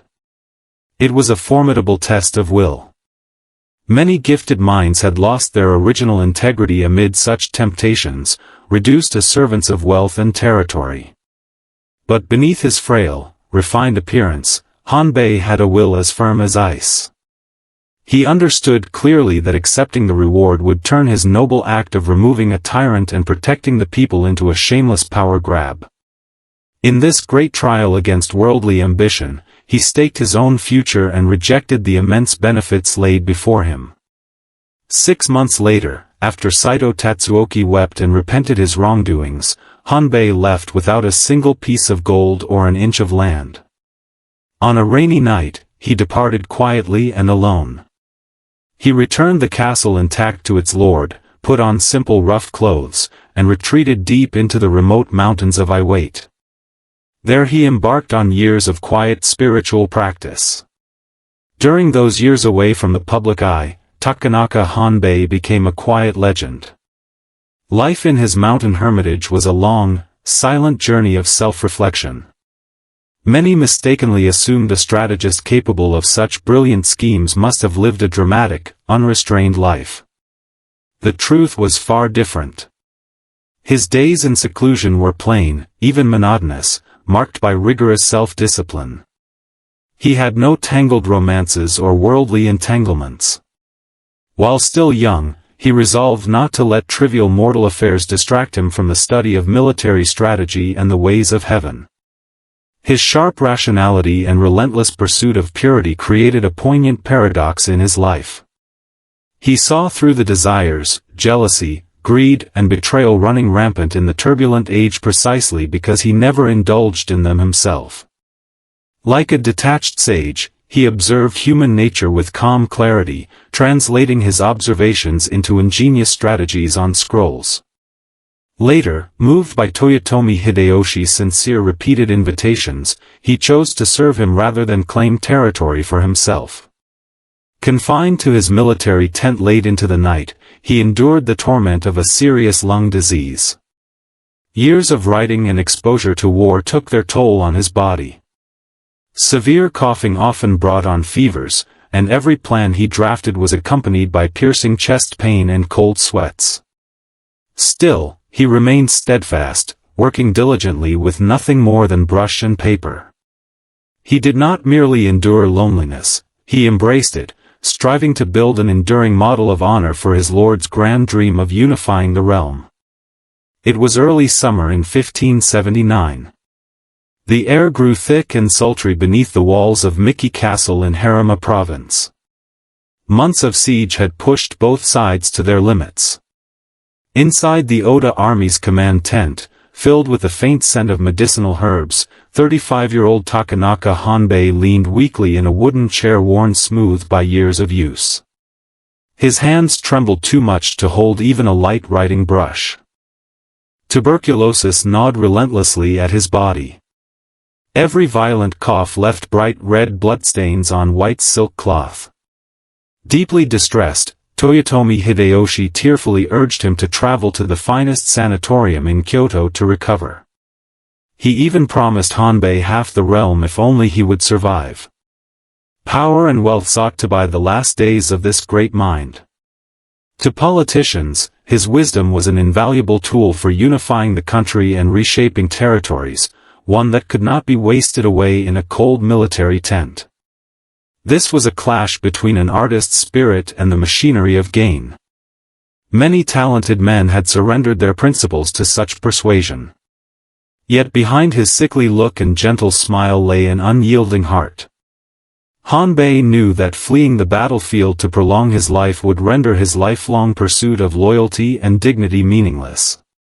In this final struggle between his mortal body and destiny, he made a choice that astonished the entire realm, a decision steeped in the chivalric ideals of old. He turned down the carriage sent to take him to Kyoto and set aside the precious medicines. Peering over his worn reading glasses, he shook his head softly at Hideyoshi and spoke his final resolve: to die on the battlefield is a samurai's greatest wish. On a windless, cool dawn of June 13, 1579, with the complete battle plans for Miki Castle laid out before him, Takenaka Hanbei closed his eyes peacefully as the last candle flickered out. He left no will regarding lands or titles, no worldly regrets. With a dignified passing, he etched an image of pure nobility amid the darkness of the Sengoku period. When prosperity fades and the dust of time settles over the bustling modern world, looking back on Takenaka Hanbei's life, we may find the answer to the question of retreat and tragedy raised at the beginning. What legacy did this strategist, misunderstood and deified for centuries, leave behind? Was it the famous tactic of seizing the castle with 16 men, or the absolute freedom he won over worldly desires and mortal frailty? His greatest gift to later generations is the ability to stay disciplined and serene, even after seeing the harshness of fame and life itself. On this quiet night by the dim fire, as we recall his slender figure and resolute gaze, a man who sought light amid illness and solitude, the anxiety over aging and loss fades into lasting peace. Through 35 years of unwavering perseverance and restraint, he faced life's inevitable losses and oblivion for us. He teaches us to meet hardships with grace and dignity. The memory of those busy summers and quiet autumns lives on in every heart. If you hold fast to purity and tranquility even in the darkest times, you will never be defeated by the world. Night has fully fallen, and the city has sunk into deep slumber. After hearing Hanbei's story, may you relax your furrowed brows and lay your weary body down in warm bedding. Let go of worries for tomorrow and regrets of the past, and may they turn into gentle dreams tonight. Close your eyes, and drift into peaceful sleep as the last glow of light fades away. Good night. When the noise fades away in the dead of night, gazing at the shifting shadows outside the window, do you ever feel an unspeakable helplessness, like a fallen leaf drifting helplessly amid a raging storm? In medieval Japan, an empire forged from blood, intrigue and swords, there lived a serene general whose life became an epic legend. He never craved fame or glory, yet from the moment he was born, fate cast him into the eye of the storm where power struggles raged fiercely. To the public, he was the third shogun of the Kamakura shogunate, the rightful heir of the Minamoto clan, ruling over vast lands that commanded the allegiance of countless samurai. But hidden from the world, he lived like a reclusive hermit, quietly observing life and death behind high walls. Tonight, by the gentle glow of the fire, let us follow this unhurried tale and step into his world. This poet, who upheld his dignity through waka poems and pinned his soul on the dream of sailing across the sea, was Minamoto no Sanetomo. This is a story of spiritual perseverance and defiance against destiny. People know he stood apart among fierce warriors with his gentle scholarly demeanor, and that he met a brutal ambush amid heavy snow at Tsuragaka Hachimangu at the hands of his own kin. Yet few truly understand that this figure, who captured the emptiness and transience of the turbulent times in his verses, was in truth a quiet, reserved soul dwelling deep in solitude. Now relax your body, let your breath steady along with the flickering flames. We are about to travel back to that fateful moment when fate began to unravel and a silent tempest brewed in the air. In the year 1203, an air of cold gloom hung over Kamakura in autumn. Waves crashed relentlessly against the gray shore of Yokohama, like a lifeless giant sculpture of ice. On that night, 11-year-old Minamoto no Sanetomo sat alone in a dim side chamber of the samurai residence. A pale mist shrouded the sky outside, his expression calm and composed, revealing no trace of emotion. Just days earlier, his elder brother, the second shogun Minamoto no Yori, had been exiled to Aizu by their grandfather Hojo Tokumasa in a ruthless power coup, and was assassinated soon after. Endowed with an innate love for literature and profound reverence for principles, the young boy was suddenly thrust onto the seat of the shogun by blood-stained warriors. It was a chaotic era when the old aristocratic system crumbled and warrior clans seized control. Thin and frail, devoted to poetry instead of warfare, Sanetomo was nothing more than a puppet in the eyes of the powerful Hojo clan. Before long, the rivalry between his grandfather Hojo Tokumasa and his mother Hojo Masako turned the entire residence into a potential battlefield. The agony of family betrayal, the cold stares of warriors, and the constant threat of assassination weighed heavily on his shoulders. Alone behind closed doors each day, he listened to the clink of armor outside. Chronic stress plunged him into an arduous inner struggle. It was the first crack wrought by fate, a choice between being manipulated as a pawn, or finding spiritual freedom in the realm of literature. Late at night, he looked at his pale reflection in the mirror, worn out by prolonged pressure yet still retaining his elegant features. He smoothed his faded traditional robe. He shed no tears, nor poured out his resentment for power on paper. Instead, he accepted the uncertain future with gentle yet unyielding resolve. He knew swords and spears could never mend the broken world. With nothing but a brush and ink, he built an unbreakable spiritual fortress for his soul against all violence. As he grew older, Sanetomo refused to be corrupted by the quagmire of politics, embracing an artistic pursuit that baffled the upper ranks of the Hojo clan. He secluded himself indoors for long stretches, studying the refined classical waka style under Fujiwara no Taika, the most distinguished poet of Kyoto. In these 31-syllable verses depicting the changing seasons, waves beating against rocks and the impermanence of life, he displayed an extraordinary mastery of subtle expression that astounded his age. Yet powerful forces soon sought to bend the young shogun to their will. To the Hojo rulers, Sanetomo was no longer merely a poet, but a symbol that maintained the balance among regional lords and controlled vast territories and interests. Intrusion followed into his private quarters. Retainers urged him to abandon his melancholy verses steeped in nihilism, and compose odes to glorify samurai bravery instead, so as to strengthen control over the warrior class. It was a subtle suppression that wore down many gifted minds, turning them into tools for political schemes. Gentle as he appeared, Sanetomo possessed an unshakable spirit, cold and firm as ice within. He understood that compromise would ruin his last pure sanctuary, reducing his poetry to empty political flattery. Staking his future against the will of the entire warrior class, he held his ground firmly. He often fell silent amid their persuasion, gazing out the window before returning to his writing desk. There he penned his immortal lines: "The sea rages, rocks shatter, yet though my life may end, my poetic spirit shall never fade." In this silent contest of wills, he preserved his dignity as an independent creator, securing an enduring place for the Golden Pagoda collection of waka in history. In the late autumn of 1216, when cold rain drenched the maple leaves in the courtyard, 24-year-old Minamoto no Sanetomo made a bold decision that puzzled all. No longer content to seek solace merely in writing, he resolved to flee the harsh reality in a tangible way. He secretly summoned Shen Heqing, a skilled craftsman from Song dynasty China, and issued an order that shocked the entire Kamakura shogunate, to build a massive ocean-going ship on the shores of Yokohama, gathering tens of thousands of laborers and unlimited funds for a voyage across the vast sea to the land of Song. This seemingly reckless dream caused an uproar among the Hojo leaders. His grandfather and mother repeatedly visited him with stern warnings, demanding that he abandon the impractical plan. To politicians and merchants, any huge expenditure that brought no territorial gains was a waste. Many visionaries surrendered to such worldly logic, but Sanetomo remained stubborn as ice.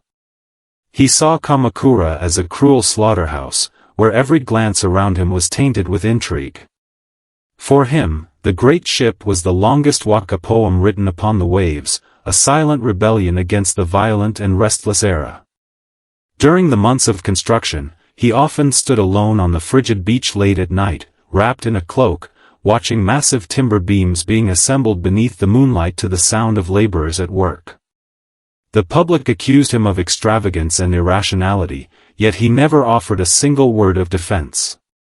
For on this shore free from official duties, he finally breathed freely once more as an ordinary man.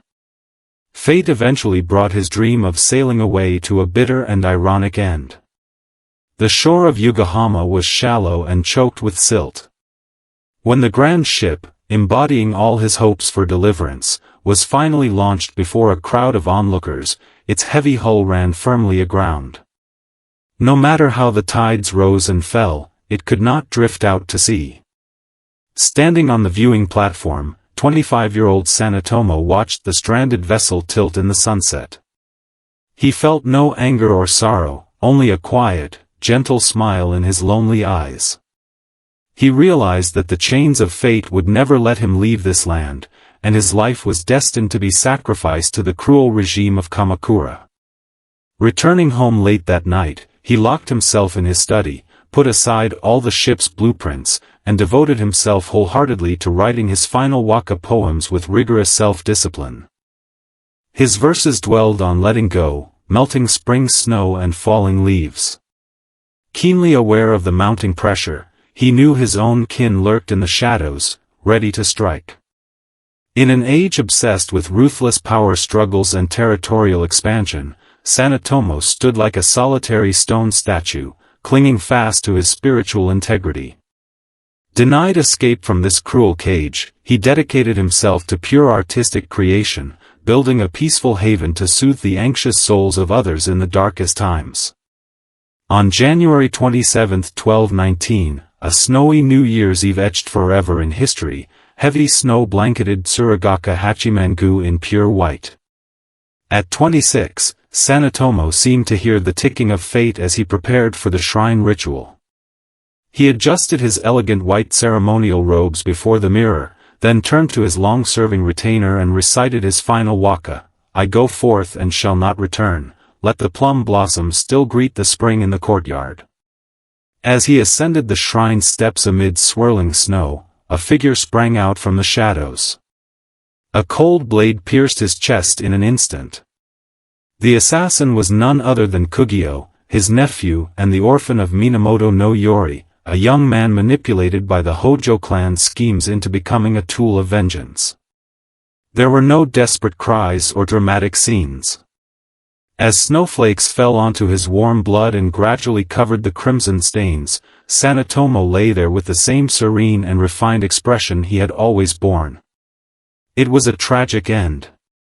He had spent his whole life using 31-syllable poems to resist hypocrisy and brutality, yet fate struck him down through family strife. With his passing, the direct bloodline of the Minamoto shoguns came to an end, leaving the Golden Pagoda collection of waka an unfinished enigma that endured for centuries. Yet beyond grief, people discovered profound wisdom in his surviving manuscripts. Though his mortal life was lost, his tranquil philosophies lived on, bringing peace to countless hearts through the ages. As time goes by and the bustle of the world fades away, let us look back on the life of Minamoto no Sanetomo and unravel the questions about emptiness and dignity raised at the beginning. What legacy did this misunderstood poet general leave behind? Was it his timeless collection of waka poems, or the grace and integrity he showed in the face of inescapable fate? Truly, he bequeathed to the world a way of living, to remain disciplined and calm of heart, even after seeing the harsh realities of life. On this quiet night by the dim firelight, when we picture the slender, aloof figure who spent his life seeking light at his writing desk, we no longer feel sorrow for his unfulfilled dream of escape, but find peace and relief instead. Through 26 years of solitude and restraint, he endured the inevitable losses and sorrows of life for us all, teaching us to face our own hardships with grace and courage. That great ship forever stranded on the shore of Yokohama has long taken on new meaning in every heart. As long as we hold fast to purity and tenderness in dark times, we will never be defeated by fate. The night has grown deep, and the noise of the city has faded into slumber. After hearing this story, may you relax your tense brows and lay down your weariness in warm bedding. Let worries about the future and regrets of the past drift away, turning into gentle dreams tonight. Close your eyes now, and drift into peaceful sleep as the faint light fades. Good night. When the world falls silent deep into the night and you gaze at the flickering shadows outside your window, do you feel a lingering helplessness, as if you are a stray leaf tossed about helplessly in a violent storm? Amid the turbulent Sengoku period of Japan, an era forged by blood, intrigue, and betrayal, there lived a stoic general whose life became an immortal legend. He never sought fame or fortune, yet fate hurled him straight into the eye of the fiercest power struggles. To the world, he was the respected and brilliant Lord of Tsuruga, a tragic figure afflicted with an incurable illness who had to cover his face with white silk day and night. But behind closed doors, he lived like a reclusive ascetic, silently coming to terms with life and death amid relentless agony. Tonight, by the warm glow of the crackling fire, let us walk through his story at a gentle pace. This great warrior, who upheld his dignity with unyielding resolve and devoted his soul to gratitude and profound friendship, was Otani Yoshitsugu. This is a tale of endurance and defiance against destiny. People know well that long before the Battle of Sekigahara, his extraordinary wisdom had told him the Western Army was doomed to defeat. Still, he chose to march toward certain death without hesitation, all for the noble aspiration of his dearest friend Ishida Mitsunari. Yet few truly understand that behind the symbol of loyalty and nobility he embodied, he was simply a quiet, reserved man who dwelt in perpetual solitude. Now relax your body and steady your breath to the rhythm of the flames. We are about to return to that pivotal moment when fate began to unravel and a silent storm loomed on the horizon. It was the year 1587.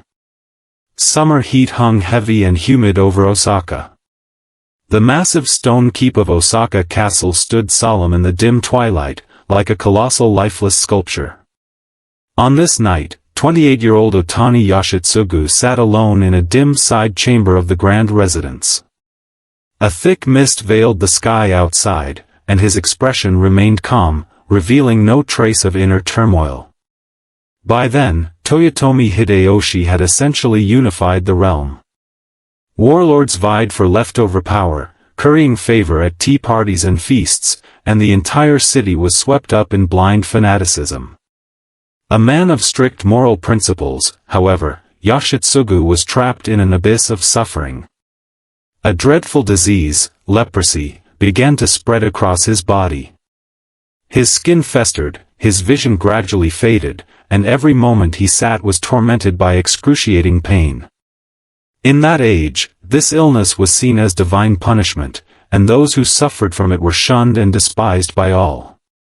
One day, Toyotomi Hideyoshi held a grand tea gathering for 1,000 guests in Osaka Castle.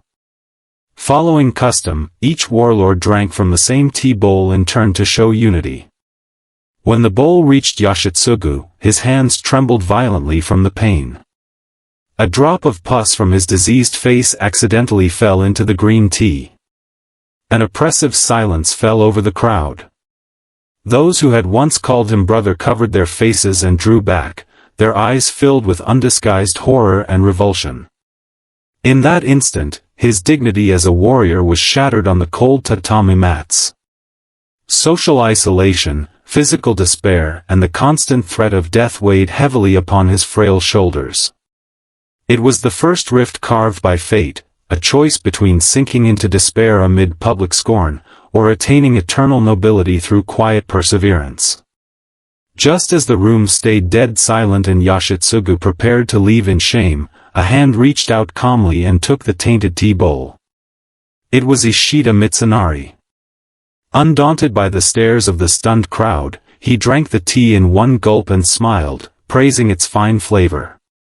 Late that night, Yoshitsugu sat before a mirror and slowly covered his ravaged face with a strip of white silk. A single warm tear slipped down his cheek. He wrote no letters begging for sympathy, nor did he pour out his grievances on paper. Instead, he accepted the impending doom with gentle yet unshakable resolve. He knew an unbreakable bond tied him to Ishida Mitsunari. Through the long quiet years ahead, he would use his broken body to build a spiritual sanctuary for this pure bond of gratitude, a fortress no scheme could ever breach. The summer of 1600 brought sweltering heat and mounting tension across Japan. After Toyotomi Hideyoshi's passing, Tokugawa Ieyasu's ambition grew rapidly in the eastern provinces.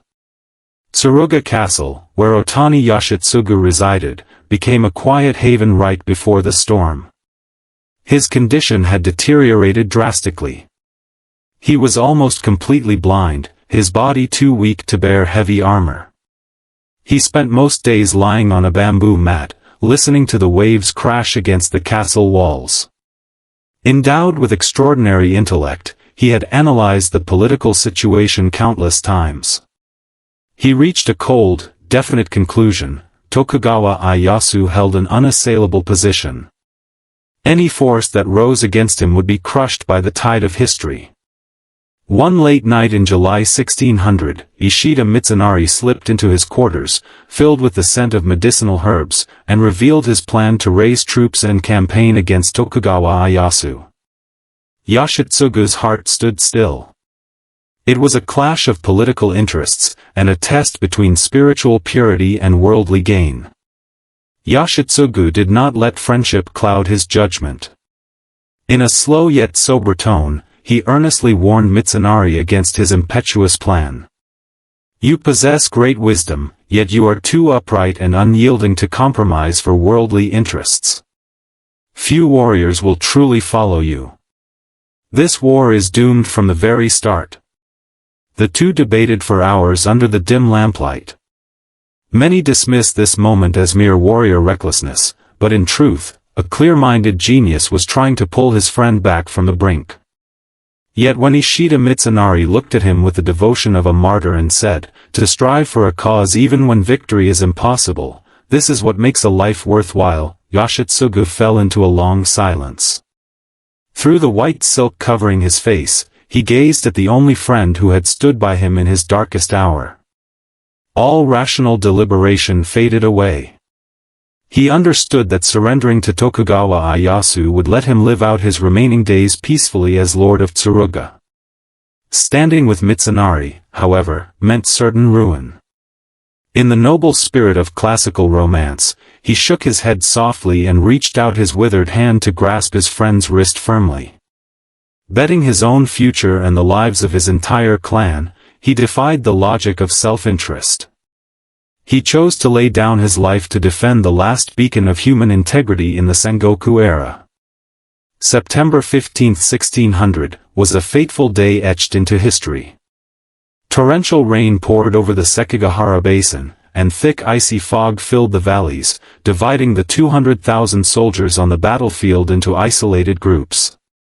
Blind and unable to stand, Otani Yoshitsugu sat on a palanquin carried by his most loyal retainers, positioned at the foot of Mount Matsuo on the Western Army's most vulnerable flank. The white silk covering his face was now faintly stained yellow by smoke from the fighting. Though robbed of sight, he remained far calmer and more composed than any able-bodied warrior around him. Amid the endless darkness, the roar of muskets and the neighing of horses, he had already devised meticulous battle tactics. While the front lines were locked in a stalemate and Tokugawa Ieyasu gnawed his nails in anxiety, Yoshitsugu's troops laid precise ambushes, pinning down the Eastern Army's elite vanguard at the valley entrance. It was his final masterful display of tactical genius. But fate would not grant this noble soul a happy ending. Kobayakawa Hideaki, a powerful ally of the Western Army stationed on Mount Matsuo with tens of thousands of men, yielded to Tokugawa Ieyasu's threats and bribes. He committed one of the most despicable acts of betrayal in Japanese history. The troops who were meant to fight side by side suddenly turned their spears downhill, surging toward Yoshitsugu's thin defenses like a bursting flood. It was a ruthless suppression of noble ideals by greedy pragmatism. Kobayakawa's betrayal represented the ugliest worldly pursuit of gain, shattering the line of dignity Yoshitsugu had guarded all his life. Faced with enemy forces many times his own number charging down the hillside, Otani Yoshitsugu showed no anger or despair at this betrayal. He knew well the ways of this turbulent age. The world was full of opportunists chasing quick profits, but few could remain poised and dignified amid ruin. Though blind, the thunderous sound of enemy hooves from his flank told him clearly that his carefully arranged defenses had collapsed completely. His retainers knelt around the palanquin in tears, begging to carry him away to safety in Nagahama. Even rival warlords sent messages, promising him skilled physicians and a comfortable life if he surrendered to Tokugawa Ieyasu. Yoshitsugu merely shook his head gently behind his silk covering. His resolve was as unyielding as eternal ice. He refused to drag out a meaningless existence and compromise with this treacherous world. As one of the last true classical samurai, this was his quiet and proud resistance. He straightened his dark battle garment, soaked with blood and sweat, and issued his final orders: leave the palanquin exposed in the wind and rain. All of you retreat to safety. Then, end my life with your blade. It was a cold, stormy noon on September 15, 1600. Surrounded by a crumbling Western army with broken spears scattered across the ground, Yoshitsugu sat upright on his palanquin, calm and collected. As his most trusted attendant Yuasa Gosuk drove the sword into his broken body through tears and all his strength, Yoshitsugu spoke his last wish with his fading breath. Bury my head deep in the earth. Never let the Tokugawa forces take it as a trophy. He departed this world with honor, completing the noblest chapter of his life. He bowed to no tyrant and never became a tool for fame and gain. With unwavering integrity, he stood against the forces that sought to trample human dignity in the Sengoku period. As night fell, the roar of battle across the Sekigahara Basin faded away. The smoke of war cleared, and time drifted on into the modern world. Looking back on Otani Yoshitsugu's life, we may finally find answers to the questions of illness and loyalty raised at the beginning. What legacy did this misunderstood warrior leave behind after centuries? Was it his brilliant defensive tactics studied as a military classic, or the fearless integrity he showed through wind and rain? In truth, his greatest legacy is a way of life, to stay disciplined and peaceful at heart, even after seeing the cruelty of greed, betrayal and hardship. On this quiet night lit by a feeble fire, when we recall the figure with a face hidden under white silk, enduring pain and darkness all his life in search of hope, we feel no regret over the lost war, only profound peace. Through 40 years of lonely perseverance and endless suffering, he endured the inevitable losses and sorrows of life for us all. He teaches us to face hardships and pressure with grace and dignity. The noble spirit that lingered amid the storms of Sekigahara lives on in every heart. As long as we hold fast to purity and kindness in our darkest moments, we will never be defeated by fate. Night has deepened, and the noise of the city has fallen into silence. After hearing this story, may you relax your tense brows and lay down your weariness in warm bedding. Let worries about the future and regrets of the past drift away, turning into gentle dreams tonight. Close your eyes now, and drift into peaceful sleep as the last glimmers of light fade. Good night. When the hustle and bustle fades away in the dead of night, you gaze at the towering building standing tall in the dark. A strange trance may creep over you, as if beneath the glamour of modern civilization lie ancient obsessions from a bygone era. Right in Otemikai, Tokyo's most bustling and high-priced financial district, surrounded by skyscrapers of multinational conglomerates, sits a mysterious ancient mound that no one dares to relocate or disturb. For thousands of years, any attempt to tamper with this land by modern bulldozers or powerful capital forces would trigger unexplained disasters. Even today, financial giants across the country hold devout rituals here every year. This is no absurd ghost story. It is an immortal ode left behind by a great warrior, counted among Japan's 3 great vengeful spirits, who once stood firm in the heart of a modern metropolis. Tonight, let us gather around the flickering fire and delve into his life with this soothing tale. The hero trapped between dramatic twists of fate and age-old mysteries is Taira no Masakado. This is a story of rebellion against authority and tangled destinies rooted in the land. People know well his bold uprising to proclaim himself the new emperor across the Bando Plains, and the legend of his severed head, displayed in Kyoto after his death, flying all the way back to his hometown in the dead of night. Yet few truly understand that behind the fierce reputation as a warrior of chaos and tragedy, he was in fact a quiet, reserved man with a stern face, spending most of his life in solitude. Now relax your body and steady your breath to the rhythm of the fire. We are about to step back to a pivotal moment, when the strings of fate began to fray and the struggle between a remarkable man and his era unfolded. In the late autumn of 935, a cold, heavy haze hung over the Kanto plains. Withered grass swayed in the dim twilight across the desolate wilderness. In those days, Taira no Masakado, then in his 30s, sat alone in the dim side hall of a simple residence. Thick fog shrouded the night sky outside, and his face remained calm, revealing no trace of emotion. Days earlier, his paternal uncle Taira no Kunika, entangled in disputes over territory and political marriages, had allied with local warlords and launched a brutal surprise attack on Masakado's newly built and vulnerable manor. It was the mid-Heian period. The noble families of Kyoto indulged in music, dance and elegant poetry, dismissing the distant eastern provinces as wild lands. They turned a blind eye to the brutal struggles between local clans. Having returned from Kyoto, Masakado, a man with deep compassion for the land and its people, had hoped to live a peaceful life in his hometown and build a safe haven for displaced farmers. But the harsh reality shattered his gentle dreams. Betrayal from his own kin, the spears of his relatives, and the cries of villagers as their homes burned weighed heavily on his shoulders like an icy boulder. It was the first rift carved by fate, forcing him to choose between submitting to the greedy hereditary nobles or rising up to defend his homeland and uphold integrity.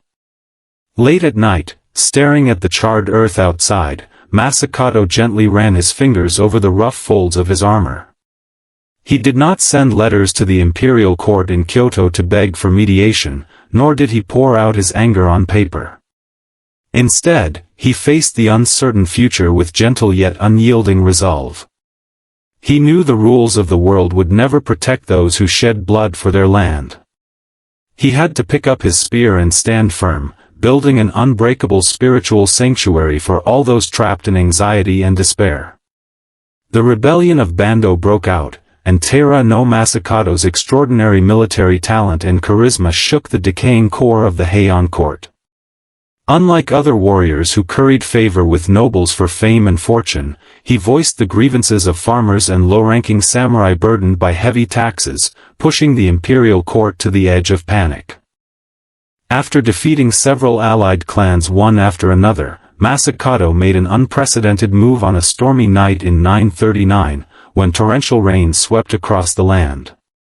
Claiming divine revelation, he proclaimed himself the new emperor, vowing to establish a new empire on the soil of Bando, free from the corrupt rule of Kyoto nobles. This choice restored his dignity, yet it came at an immense cost. The imperial court spared no effort to subdue this formidable rebel. To the nobles in Kyoto, Masakado was no longer just a rebellious samurai, but a threat to their eternal reign that had to be eliminated at all costs. Secret curses and manhunts were issued. The court incited his allies to betray him, and even turned his most trusted cousin Taira no Satomori against him, launching a fatal covert attack. Many talented people lost their ideals and became tools of the powerful amid such conflicts.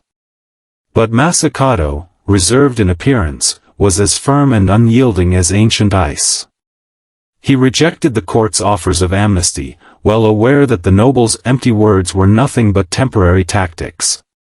Staking his future and the fate of his followers, he resisted immense pressure and fought relentlessly to defend the dignity of the people of eastern Japan. The early spring of 940 brought the harshest winter to Masakado's ambition of founding a new realm, and he was caught in an inner struggle against being forgotten by time. Due to his defiance of the old order and fierce resistance against the ruling class, many who did not know him assumed he was cruel, gloomy, and unapproachable. Later records even distorted his deeds, portraying him as a reckless tyrant obsessed with power. In truth, Masakado's heart was as pure and solitary as a hermit living in seclusion. His life was plain and simple. Aside from managing his territory and protecting his people, he rarely took part in meaningless social gatherings. The tender companionship he once had, often talked about by later generations, was no luxurious political marriage. It was the only warmth that sustained him amid the darkest days. The contrast between his quiet, introverted nature and his bold, rebellious actions makes his life a thought-provoking paradox.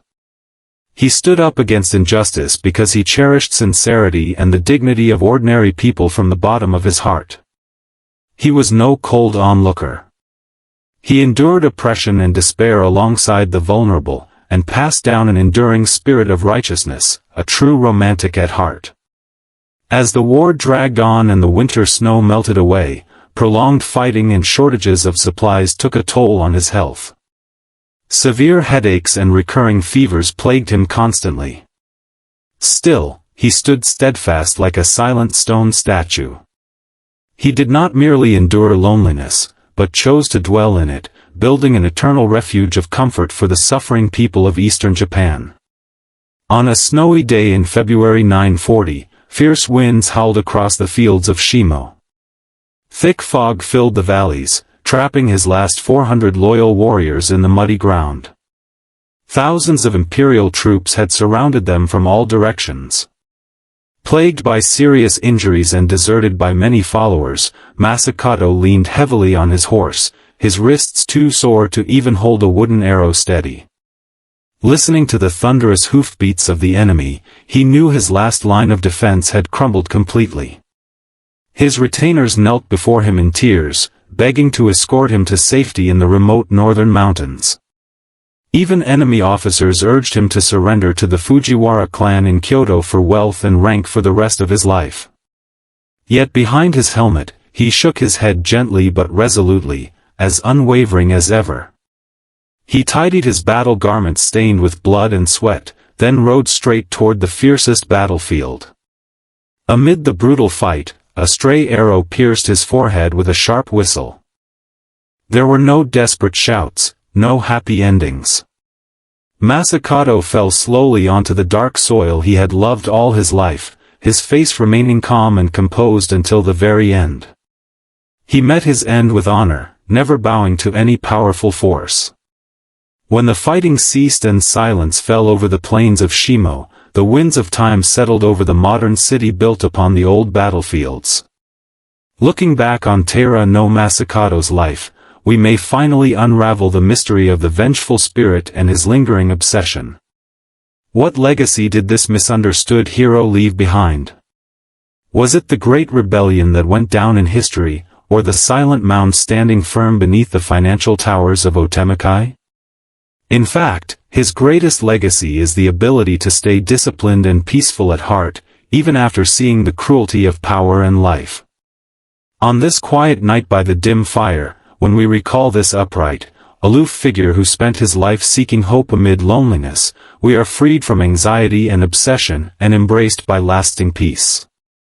In his short but noble life, filled with perseverance and restraint, he taught us to face hardships with grace and courage.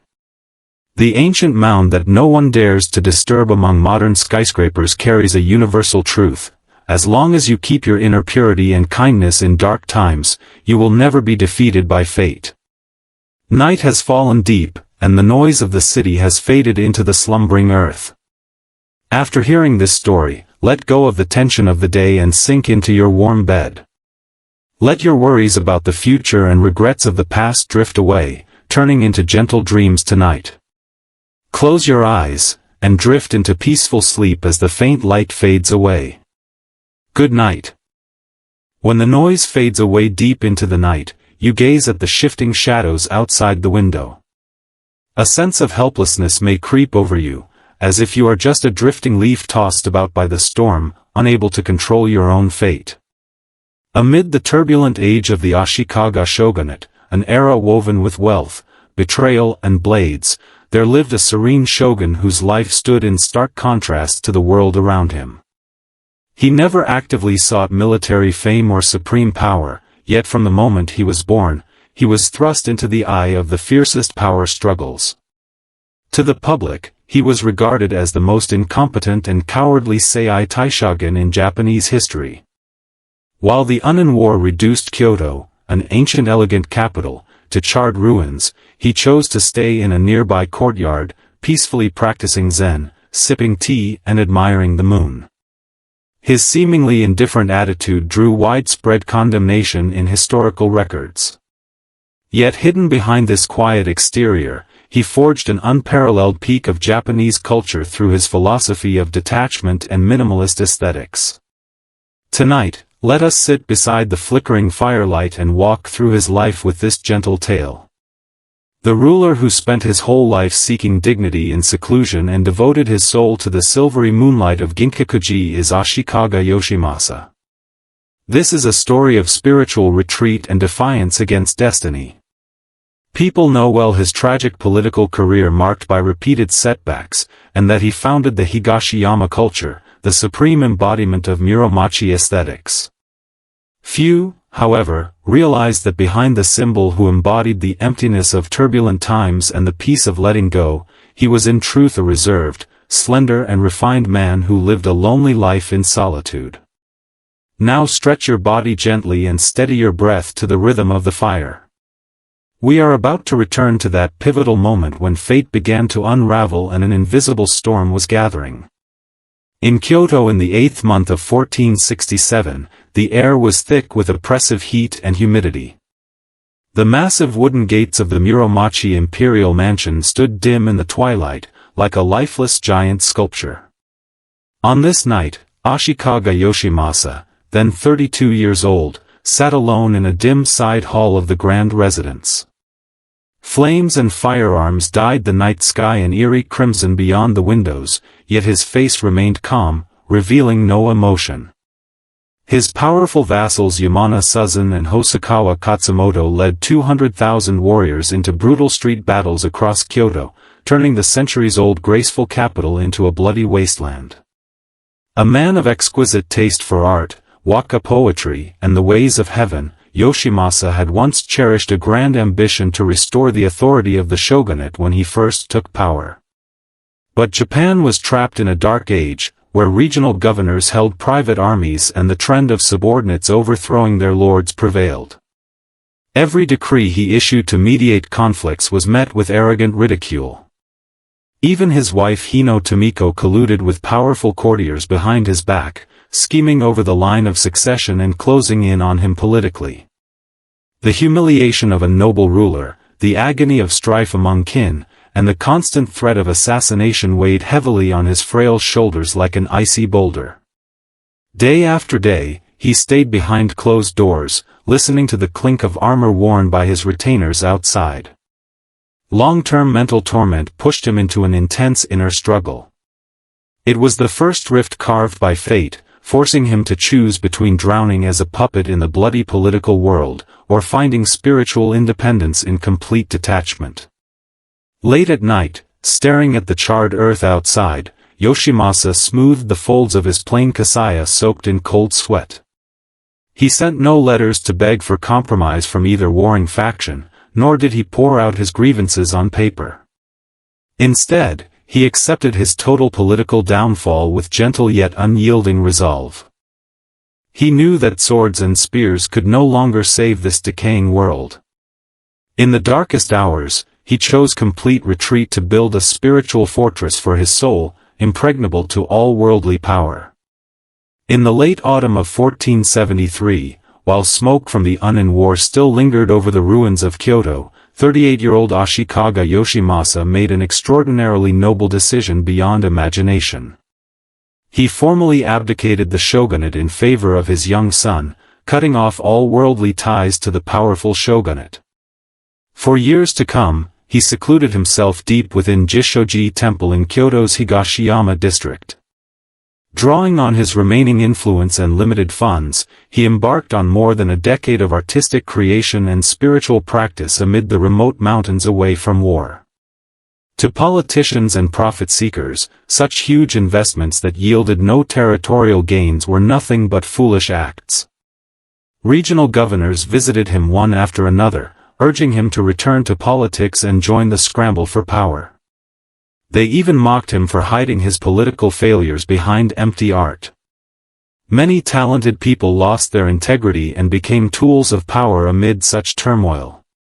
But gentle and refined as he appeared, Yoshimasa was as firm and unyielding as ice at heart. He understood clearly that if he yielded to such worldly opinions, his pure artistic pursuits would forever be reduced to political accessories. Faced with misunderstanding and disdain from the world, he held fast to his place beyond the vanity of power, maintaining his poise with calm perseverance day after day. Rejecting calls to return to court, he pursued the ultimate realm of aesthetics and integrated the serene wabi-sabi philosophy of Zen into his dwellings. He ordered craftsmen to gather naturally flawed stones and arrange them into minimalist dry landscape gardens. He admired simple, unadorned black tea bowls with rough surfaces, striving to find the true essence of life within imperfection and asymmetry. Retainers and painters often watched his upright, lonely figure late at night, feeling the profound Zen tranquility surrounding him. In this quiet struggle between his ideals and the worldly tide, he sacrificed his political career to safeguard the artistic integrity of every pavilion and every cup of tea. It was through his devotion that Higashiyama culture was forever etched into the annals of history. For hundreds of years, people have viewed Ashikaga Yoshimasa with curiosity, and deeply misunderstood this reclusive genius. Seeing the serene silver pavilion, elegant halls and tranquil tea ceremony aesthetics he created, people assumed he was eccentric, gloomy, and unapproachable. Later folk tales distorted his deeds further, portraying him as a cold ruler who indulged in his own pleasures and ignored the suffering of the people. The truth is that Yoshimasa possessed a heart as pure and lonely as clear spring water hidden deep in remote mountains. He always treated his attendants and craftsmen with humility and courtesy. When artists like Murata Juko and Amami made mistakes, he responded with a soft smile and patient guidance. Even amid great social upheaval, kindness and compassion always dwelt in his heart. His quiet and reserved nature stood in stark contrast to the passion and romance embodied in his works, creating the most thought-provoking paradox of his life. He was able to interpret the beauty of emptiness and serenity in such a touching and soothing way, because he had long transcended the boundaries of life and death and found his own spiritual sanctuary. In turbulent times, warlords obsessed over territories and power, living in constant anxiety and eager to prove their greatness through brute force. Yoshimasa, however, stood firm like a silent stone statue, adhering to his artistic principles. If a residence could not hold his reflections on humanity, or a cup of tea could not ease his inner turmoil, he would rather sit in quiet contemplation than compromise with this restless, treacherous era and engage in petty power struggles. The world laughed at his cowardice and escapism. Yet only those who truly understood his works could realize that one could never create such enduring tranquility to soothe troubled souls across centuries amid the ravages of war, without holding profound compassion for all living beings. On the 7th day of the first lunar month in 1490, heavy snow fell across Higashiyama in Kyoto. Frigid winds swept through the wooden beams of the unfinished silver pavilion, flickering the faint candlelight inside.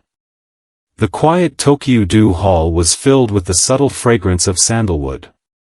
55-year-old Ashikaga Yoshimasa leaned weakly on a wooden chair, a single tear rolling silently down his cheek. His health had deteriorated severely. Severe hemiplegia left his right hand too weak to hold a writing brush. He had long seen through the schemes and intrigues of this world. As his life drew to a close, those governors who had once betrayed and ridiculed him came again. They tempted him with power and interests, persuading him to leave a last will and meddle in the succession dispute, to become a pawn in worldly power games once more. "Lord Shogun, times have changed," they said. "If you give your consent, you may rule the shogunate once again." Through his thick reading glasses, Yoshimasa shook his head gently but resolutely. He knew the chains of destiny would never set him free. His life was forever bound to the cold Muromachi shogunate. He refused to cater to the restless world and fabricate a forced happy ending. It was the clearest and most aloof resistance from a steadfast idealist against a chaotic age. He turned his gaze slowly to the silver pavilion looming faintly through the snow. Perched on its roof stood a bronze phoenix he had placed with his own hands, raising its head proudly against the wind and snow, as if flying toward a pure land free of plots and betrayal. On this cold dawn covered in snow, beside the cup of matcha that had long gone cold, which embodied the original Zen spirit of Japanese tea ceremony, Ashikaga Yoshimasa closed his eyes peacefully, having witnessed all the vicissitudes of the turbulent world. He left no political will regarding territory division or power struggles. With a dignified departure, he never bowed to any powerful force, nor became a slave to fame and fortune. With his pure and tranquil spirit, he broke the oppression of human dignity in the warring samurai era. When all commotion fades away, the valleys of Higashiyama sink into complete silence. The winds of time have carried away the smoke of war, leaving behind a modern city standing on old battlefields. Looking back on Ashikaga Yoshimasa's life, we may finally solve the core puzzle raised at the beginning: what truly distinguishes retreat from dignity? What legacy did this misunderstood and neglected shogun leave to the world? Was it the elegant silver pavilion that still glows softly in the night, or the absolute freedom he gained after breaking free from physical limitations and worldly power?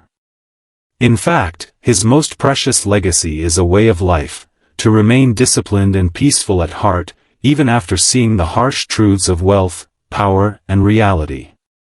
On this quiet night by the dim firelight, when we recall his slender figure and aloof spirit, who spent his whole life seeking light amid loneliness, we are freed from the anxiety of unfulfilled desires and embraced by lasting peace. Throughout his 55 years, he held fast to his beliefs in solitude and restraint, helping us confront the inevitable loss and oblivion in life. When trapped in difficulties, we too can face destiny with grace and courage, just as he did. The silver pavilion and dry landscape garden standing firm through wind and snow have become a spiritual symbol. As long as you preserve your inner purity and tenderness in the darkest times, you will never be defeated by the era. Night has deepened, and the whole city has fallen into sound sleep. After hearing this story, may you relax your furrowed brows and lay your weary body down in the warm bedding. Let go of anxiety about the future and regrets of the past, and let all troubles turn into gentle dreams tonight. Close your eyes, and drift into peaceful sleep as the faint light gradually fades. Good night. When the hustle and bustle fades away deep into the night, you stare at the flickering shadows outside the window. A nameless emptiness may creep over you, as if you are just a drifting leaf helpless against the storm. In the medieval land of Japan, amid a turbulent era stained with blood, intrigue and swords, lived a woman whose life became an eternal legend. She never sought fame or power, yet fate thrust her into the eye of the fiercest political conflicts. To the world, she was a ruthless schemer, a mastermind behind assassinations, and the nun general, who ruled the samurai realm as a widow. Behind this cold stereotype, however, she was merely a lonely soul. Late at night, alone in her chamber, she would quietly caress the old clothes left by her departed children. Tonight, by the soft glow of the fire, let us delve into her real life. This woman, who held the realm together amid bloodshed and despair through endurance and fortitude, was Hojo Masako. Hers is a story of a mother's vengeance, dignity, and struggles against destiny. It is widely known that her tearful speech on the eve of the Jokyu War moved tens of thousands of samurai to swear allegiance, and that she single-handedly laid the foundation for the long-standing Kamakura shogunate. Few people truly understand, though, that behind the tales of cruelty and tragedy, she was in fact a reserved, quiet woman with a solemn face, dwelling in solitude all her life. Now relax your body and steady your breath to the rhythm of the fire. Let us travel back to that moment when fate tore everything apart and a silent storm began to brew. It was the year 1203. Late autumn hung over Kamakura, bringing cold and gloom. Waves crashed relentlessly upon the gray shores of Yokohama, somber and lifeless. That night, 47-year-old Hojo Masako sat alone in a dim side room of the samurai mansion. Pale mist shrouded the sky outside, while the faint bitter scent of sandalwood drifted from the meditation hall. Her husband, Minamoto no Yoritomo, founder of the Kamakura shogunate, had passed away suddenly years before. Now her eldest son Yori, the second shogun and her greatest hope, lay dying in the next chamber. A loving mother, she had barely recovered from the grief of losing her husband when she was engulfed by the most brutal power struggle of the age. Her own father Hojo Tokumasa knelt in the courtyard with a host of blood-stained warriors, demanding Yori's deposition and even plotting to exterminate his entire maternal clan. Japan was trapped in a chaotic age when old aristocratic rules crumbled and rebellion spread everywhere. No one in a vulnerable position could escape ruthless purges. Grief over her husband's death, coercion from her father, and the fear of losing her child weighed heavily on her shoulders. Day after day, she stayed behind closed doors, listening to the clink of armor outside. Endless pressure tormented her mind. She faced a harsh choice: yield to her father's greed, or take control of her own fate amid ruin. Staring at her pale, stern reflection in the mirror, she cut off her hair and put on the plain robes of a nun. She shed no tears and begged for no mercy. Calm yet resolute, she braced herself for what lay ahead. She knew tears would not earn compassion in this cruel world. Amid the ruins stained with her family's blood, she resolved to build an unbreakable fortress to protect her child and safeguard her own dignity. The political turmoil finally broke out. Yori was exiled and assassinated by Tokumasa. All the tenderness that once belonged to Masako vanished forever. In a world dominated by patriarchal power, a widow who had lost her husband and eldest son was expected to retreat to a temple and live out her days in silence. But Masako's extraordinary endurance and strength forced those arrogant warriors to bow their heads. To prevent history from repeating itself and protect her only remaining son Sanetomo, she spent months negotiating behind the scenes and staged a stunning comeback. Allying herself with local samurai clans, she drove her power-hungry father from office and exiled him to distant Aizu. She then installed Sanetomo as the third shogun. She reclaimed her dignity, but the cost was immense. From 1205 onward, she abandoned luxurious garments and wore simple nun's robes every day. Stories spread far and wide, painting her as a cold-blooded villain who turned against her own father and craved power madly. Masako never defended herself. She endured public misunderstanding and inner torment in lonely silence. She did not take delight in power. Alone in her quiet room lit by a dim lamp, she devoted every ounce of her strength to holding the fragile shogunate together. She understood clearly, the Hojo clan and the samurai of Kanto needed not a gentle mother, but a steadfast figure capable of suppressing betrayal and conspiracy. For centuries, people have misjudged Hojo Masako because of her decisive actions in politics. They imagined her as violent, gloomy, and unapproachable. In truth, those who knew her well were struck by her elegance and poise. She treated her servants with kindness and respect, and bore her sorrows with remarkable restraint. In the late autumn of 1219, fate dealt her the cruelest blow. Sanetomo, her beloved youngest son and the last heir of the Minamoto clan, was assassinated by his own nephew amid heavy snow at Tsuragaka Hakumengu. Within just 2 decades, she had lost her husband, 2 daughters and 2 sons one after another, all victims of political murder. Most people would have broken down completely under such pain, but not Masako. When the terrible news arrived that night, she did not weep or cry out.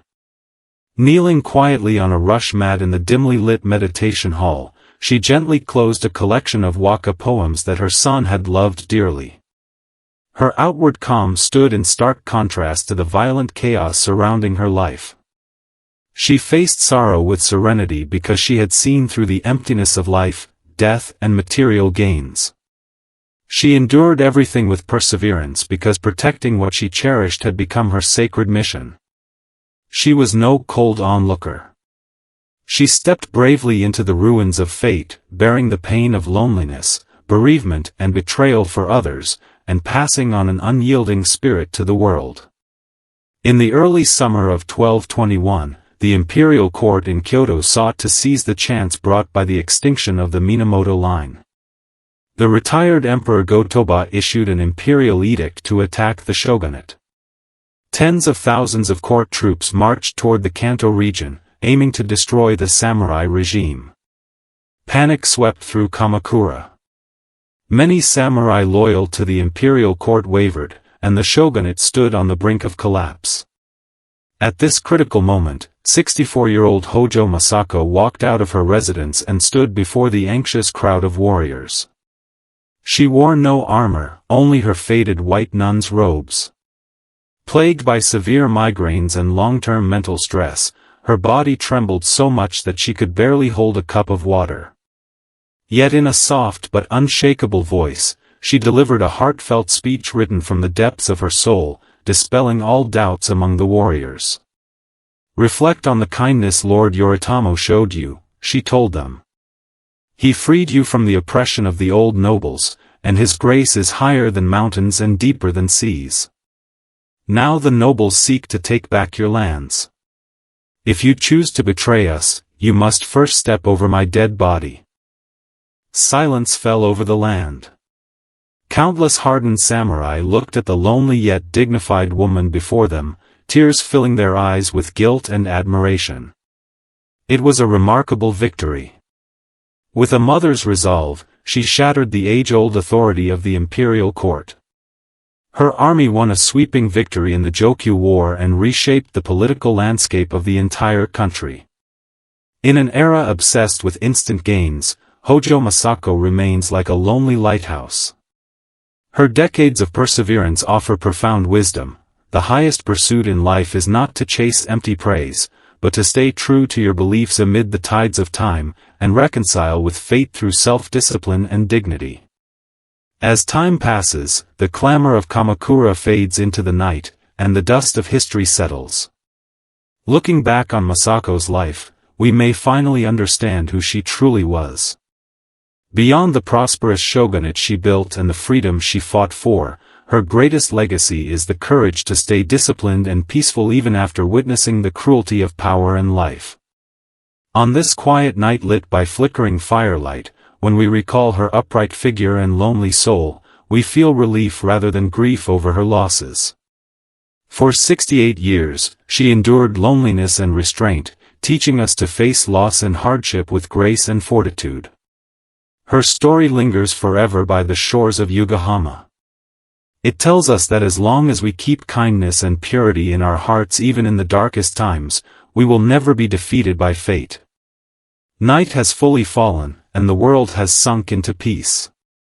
Let go of the stress of the day and rest your tired body in bed. Release all worries and regrets, and let them turn into gentle dreams in your sleep. Close your eyes now, and drift off peacefully amid the fading glow. Good night.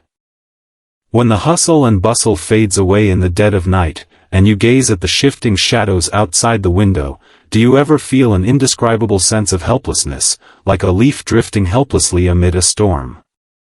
Amid the turbulent Sengoku period of ancient Japan, an era woven with blood, schemes and violence, lived a quiet scholar shrouded in the greatest mystery of history. He never craved the vanity of war and conquest, yet in his late years, fate pushed him into the eye of a storm that would alter the course of the nation. To the public, he was a traitor who killed his lord, the ruler of the short-lived 13-day realm, and a cunning schemer depicted in countless tales. But behind these stereotyped labels created by fame and gain, in the quiet hours of night, he was just a lonely soul. Like a quiet clockmaker, he picked up his writing brush and poured his inner solitude and sighs onto scrolls with immense pain and restraint. Tonight, let us sit by the flickering fire and delve into his life through this story. The wise man who defied a hypocritical era with his final resolve is Akechi Mitsuhide. This is a tale of a scholar's dignity and his struggle against destiny. Everyone knows he issued the historic order, "The enemy is at Honnoji," on that fateful night, and met his tragic end in a bamboo grove after his defeat at the Battle of Yamazaki. Few people, however, see beyond the conventional narrative centered on Oda Nobunaga. In reality, he was an introverted, elegant and slender man who dwelled in solitude for most of his life. Now, relax your body and steady your breath to the rhythm of the fire. We are about to return to that pivotal moment when fate snapped and a silent storm began to brew. It was the summer of 1582. The sky above Azuchi Castle was dyed deep indigo by starlight. This grand castle, hailed as the finest in the land, glinted coldly with gold and glazed tiles under the twilight. On that night, 55-year-old Akechi Mitsuhide sat alone in a dim side chamber. Torches carried by servants flickered outside, casting dappled light across the room, while the subtle bitter scent of premium incense lingered in the air. Hours earlier, at a grand feast, he had suffered public humiliation. Over a trivial breach of etiquette, his lord Oda Nobunaga struck his forehead hard with the scabbard of his sword, in front of all the regional lords. A well-versed scholar of Confucianism, waka poetry and tea ceremony, Mitsuhide regarded good breeding as the highest form of dignity. That moment brought him agony both physically and spiritually. In that chaotic age where traditional morals crumbled and only strength and slaughter prevailed, the dignity of this veteran general, who had earned his status through years of toil and battle, meant nothing to the ruthless warlord. Misfortune soon followed. Late that night, Nobunaga stripped him of the domains of Tanba and Omi, lands he had spent a lifetime governing. He was ordered to march ahead and wage a brutal war against the powerful Mori clan in the west.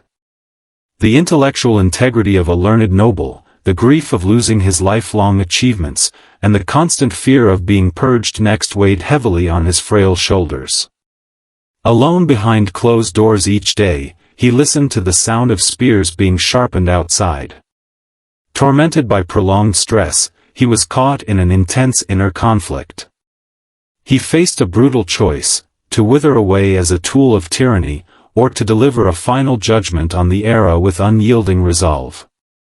Staring at his pale face worn down by pressure in the mirror, he gently wiped away the dried blood on his forehead. He begged no one for mercy and wrote no words to vent his anger. Instead, he accepted the looming danger with gentle yet unshakable resolve. He knew loyalty and military feats could never save this deranged age. Deep into the night, he made an unprecedented gamble, building a spiritual sanctuary for his pure soul that no power could ever defile. On May 24, 1582, just 1 week before the fateful night that changed history, Mitsuhide set aside all military affairs and traveled alone to Idaten-in Temple on Mount Otago. There he gathered the most renowned poets of the time for a linked verse gathering, an event endlessly interpreted and discussed by later generations. It was a cool early summer afternoon. The wind in the pine trees rustled against the eaves of the ancient shrine, so quiet that one could hear mountain spring water trickling into stone ponds. Seated on the tatami mat, watching petals drift outside, Mitsuhide recited the opening line of a waka poem that would be remembered for 400 years. Now in this time, summer rains fall, and the realm shall be united. On the surface, it was a classic poem praying for good harvests and lasting fortune for his lord.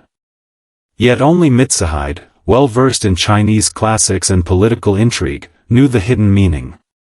The character for time shared the same pronunciation as his ancestral family name, Toki. Within those 31 elegant syllables, he wove his deepest condemnation of the hypocritical world and his unwavering determination to rewrite his fate with exquisite subtlety.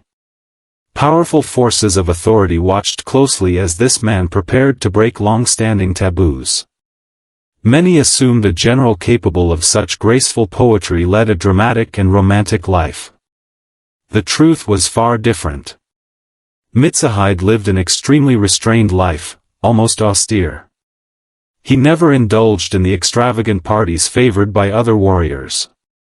His constant companion was his devoted wife, Tsumaki Hashiko, who once cut off her long hair and sold it to fund his journey to the capital in their difficult early years. The stark contrast between his orderly daily life and his earth-shaking final choice embodies the tragic paradox of his life. He gambled his reputation and the fate of his entire clan to compose that timeless poem. Fully aware of the eternal blame he would face for betraying his lord, he understood that people are easily misled by temporary success and failure, but history and written words always preserve the truth and integrity of the heart. In the early hours of June 2, 1582, thick fog shrouded Kyoto. Mitsuhide led 13,000 fully armed soldiers across the cold stone bridge over the Katsura River. No shouts or battle cries broke the silence. Cloth was wrapped around the horses' hooves, and the army moved forward like a silent silver stream flowing through the darkness. Oda Nobunaga stayed unguarded in the simple Buddha hall of Honnoji Temple, accompanied by merely 100 attendants. A brilliant strategist with meticulous control over every detail, Mitsuhide knew he was about to cross the most forbidden line in the realm. When the horses stepped off the bridge, he reined in his steed. Through the gaps in his helmet, he looked back at his followers, their faces blurred by mist. Many dismissed his actions as the impulse of a resentful man driven by ambition. In truth, Mitsuhide was as pure and lonely as an ascetic monk. He chose to destroy Nobunaga's mighty regime, for he saw clearer than anyone how unchecked power and brutality twisted human nature. He was not a cold traitor. He was a romantic idealist who bore the despair of destruction and loss on behalf of all ordinary people. Amid the mist, he spoke in a soft yet solemn voice, uttering the legendary command, "The enemy is at Honnoji." The words were no sooner spoken than countless fire arrows pierced the quiet night. Flames roared into the sky, consuming political plots and grand ambitions alike. With the dignity of an artist, he broke the endless oppression that crushed human dignity in the Sengoku era. The smoke of Honnoji had barely cleared when destiny drove Mitsuhide into the fleeting chapter known as the 13-Day Realm. With superb tactics, he cast off the chains of tyranny and gained the freedom long denied to scholars and intellectuals. However, to the dominant powers of the age, a free thinker who defied the established order had to be eliminated. Encircled by invisible forces, he faced betrayal from all sides. His closest friend Hosokawa Fujitaka shaved his head and became a monk, severing all ties with the Akechi clan to stand with the winning side. The noble families of Kyoto also turned their backs on him, swayed by bribes and rumors, leaving him stranded amid the ruins of the times. Many talented souls had surrendered to such overwhelming pressure and become tools of the powerful. Though worn by age and poor health, the 55-year-old Mitsuhide remained as firm and unyielding as eternal ice. At the Battle of Yamazaki on June 13, 1582, he faced Toyotomi Hideyoshi's vastly larger army. Rational as ever, he foresaw his defeat, yet he refused to surrender and compromise with the treacherous world. He had his carriage positioned at the front line, fighting on until the end. As his battle flag fell into the mud, he was ambushed by villagers in a bamboo grove at Agurusu. Cold rain washed the blood from his forehead, yet his expression stayed calm and composed. His dignified passing marked the ultimate triumph of his life. He bowed to no tyrant, and stood firm to defend human dignity until his last breath. As time went by, the clamor of Honnoji and Yamazaki faded into the night, and the dust of history settled over the ages. Looking back on Akechi Mitsuhide's life, we may finally unravel the mystery of his rebellion and his pursuit of dignity. What legacy did this misunderstood warrior-scholar leave behind? Was it the famous coup that changed history, or the freedom he fought to preserve against oppression? His greatest gift to later generations is the ability to stay disciplined and peaceful at heart, even after seeing the cruelty of money and power. On this quiet night by the dim fire, when we recall this upright, aloof figure who sought light amid loneliness, we feel no regret for his failed quest for power, only peace of mind. Through 55 years of lonely perseverance and restraint, he stood against oblivion and despair, teaching us to face hardships in life with grace and courage. That timeless linked verse composed on Mount Otago holds a meaning for everyone. As long as you keep purity and tenderness in your heart through dark times, you will never be defeated by fate. Night has fallen deep, and the noise of the city has faded away. After hearing this story, let go of your worries and tiredness, and sink into your warm bedding. Leave all regrets and anxieties behind, and let them turn into gentle dreams tonight. Close your eyes, and drift off to peaceful sleep with the fading glow of the fire. Good night.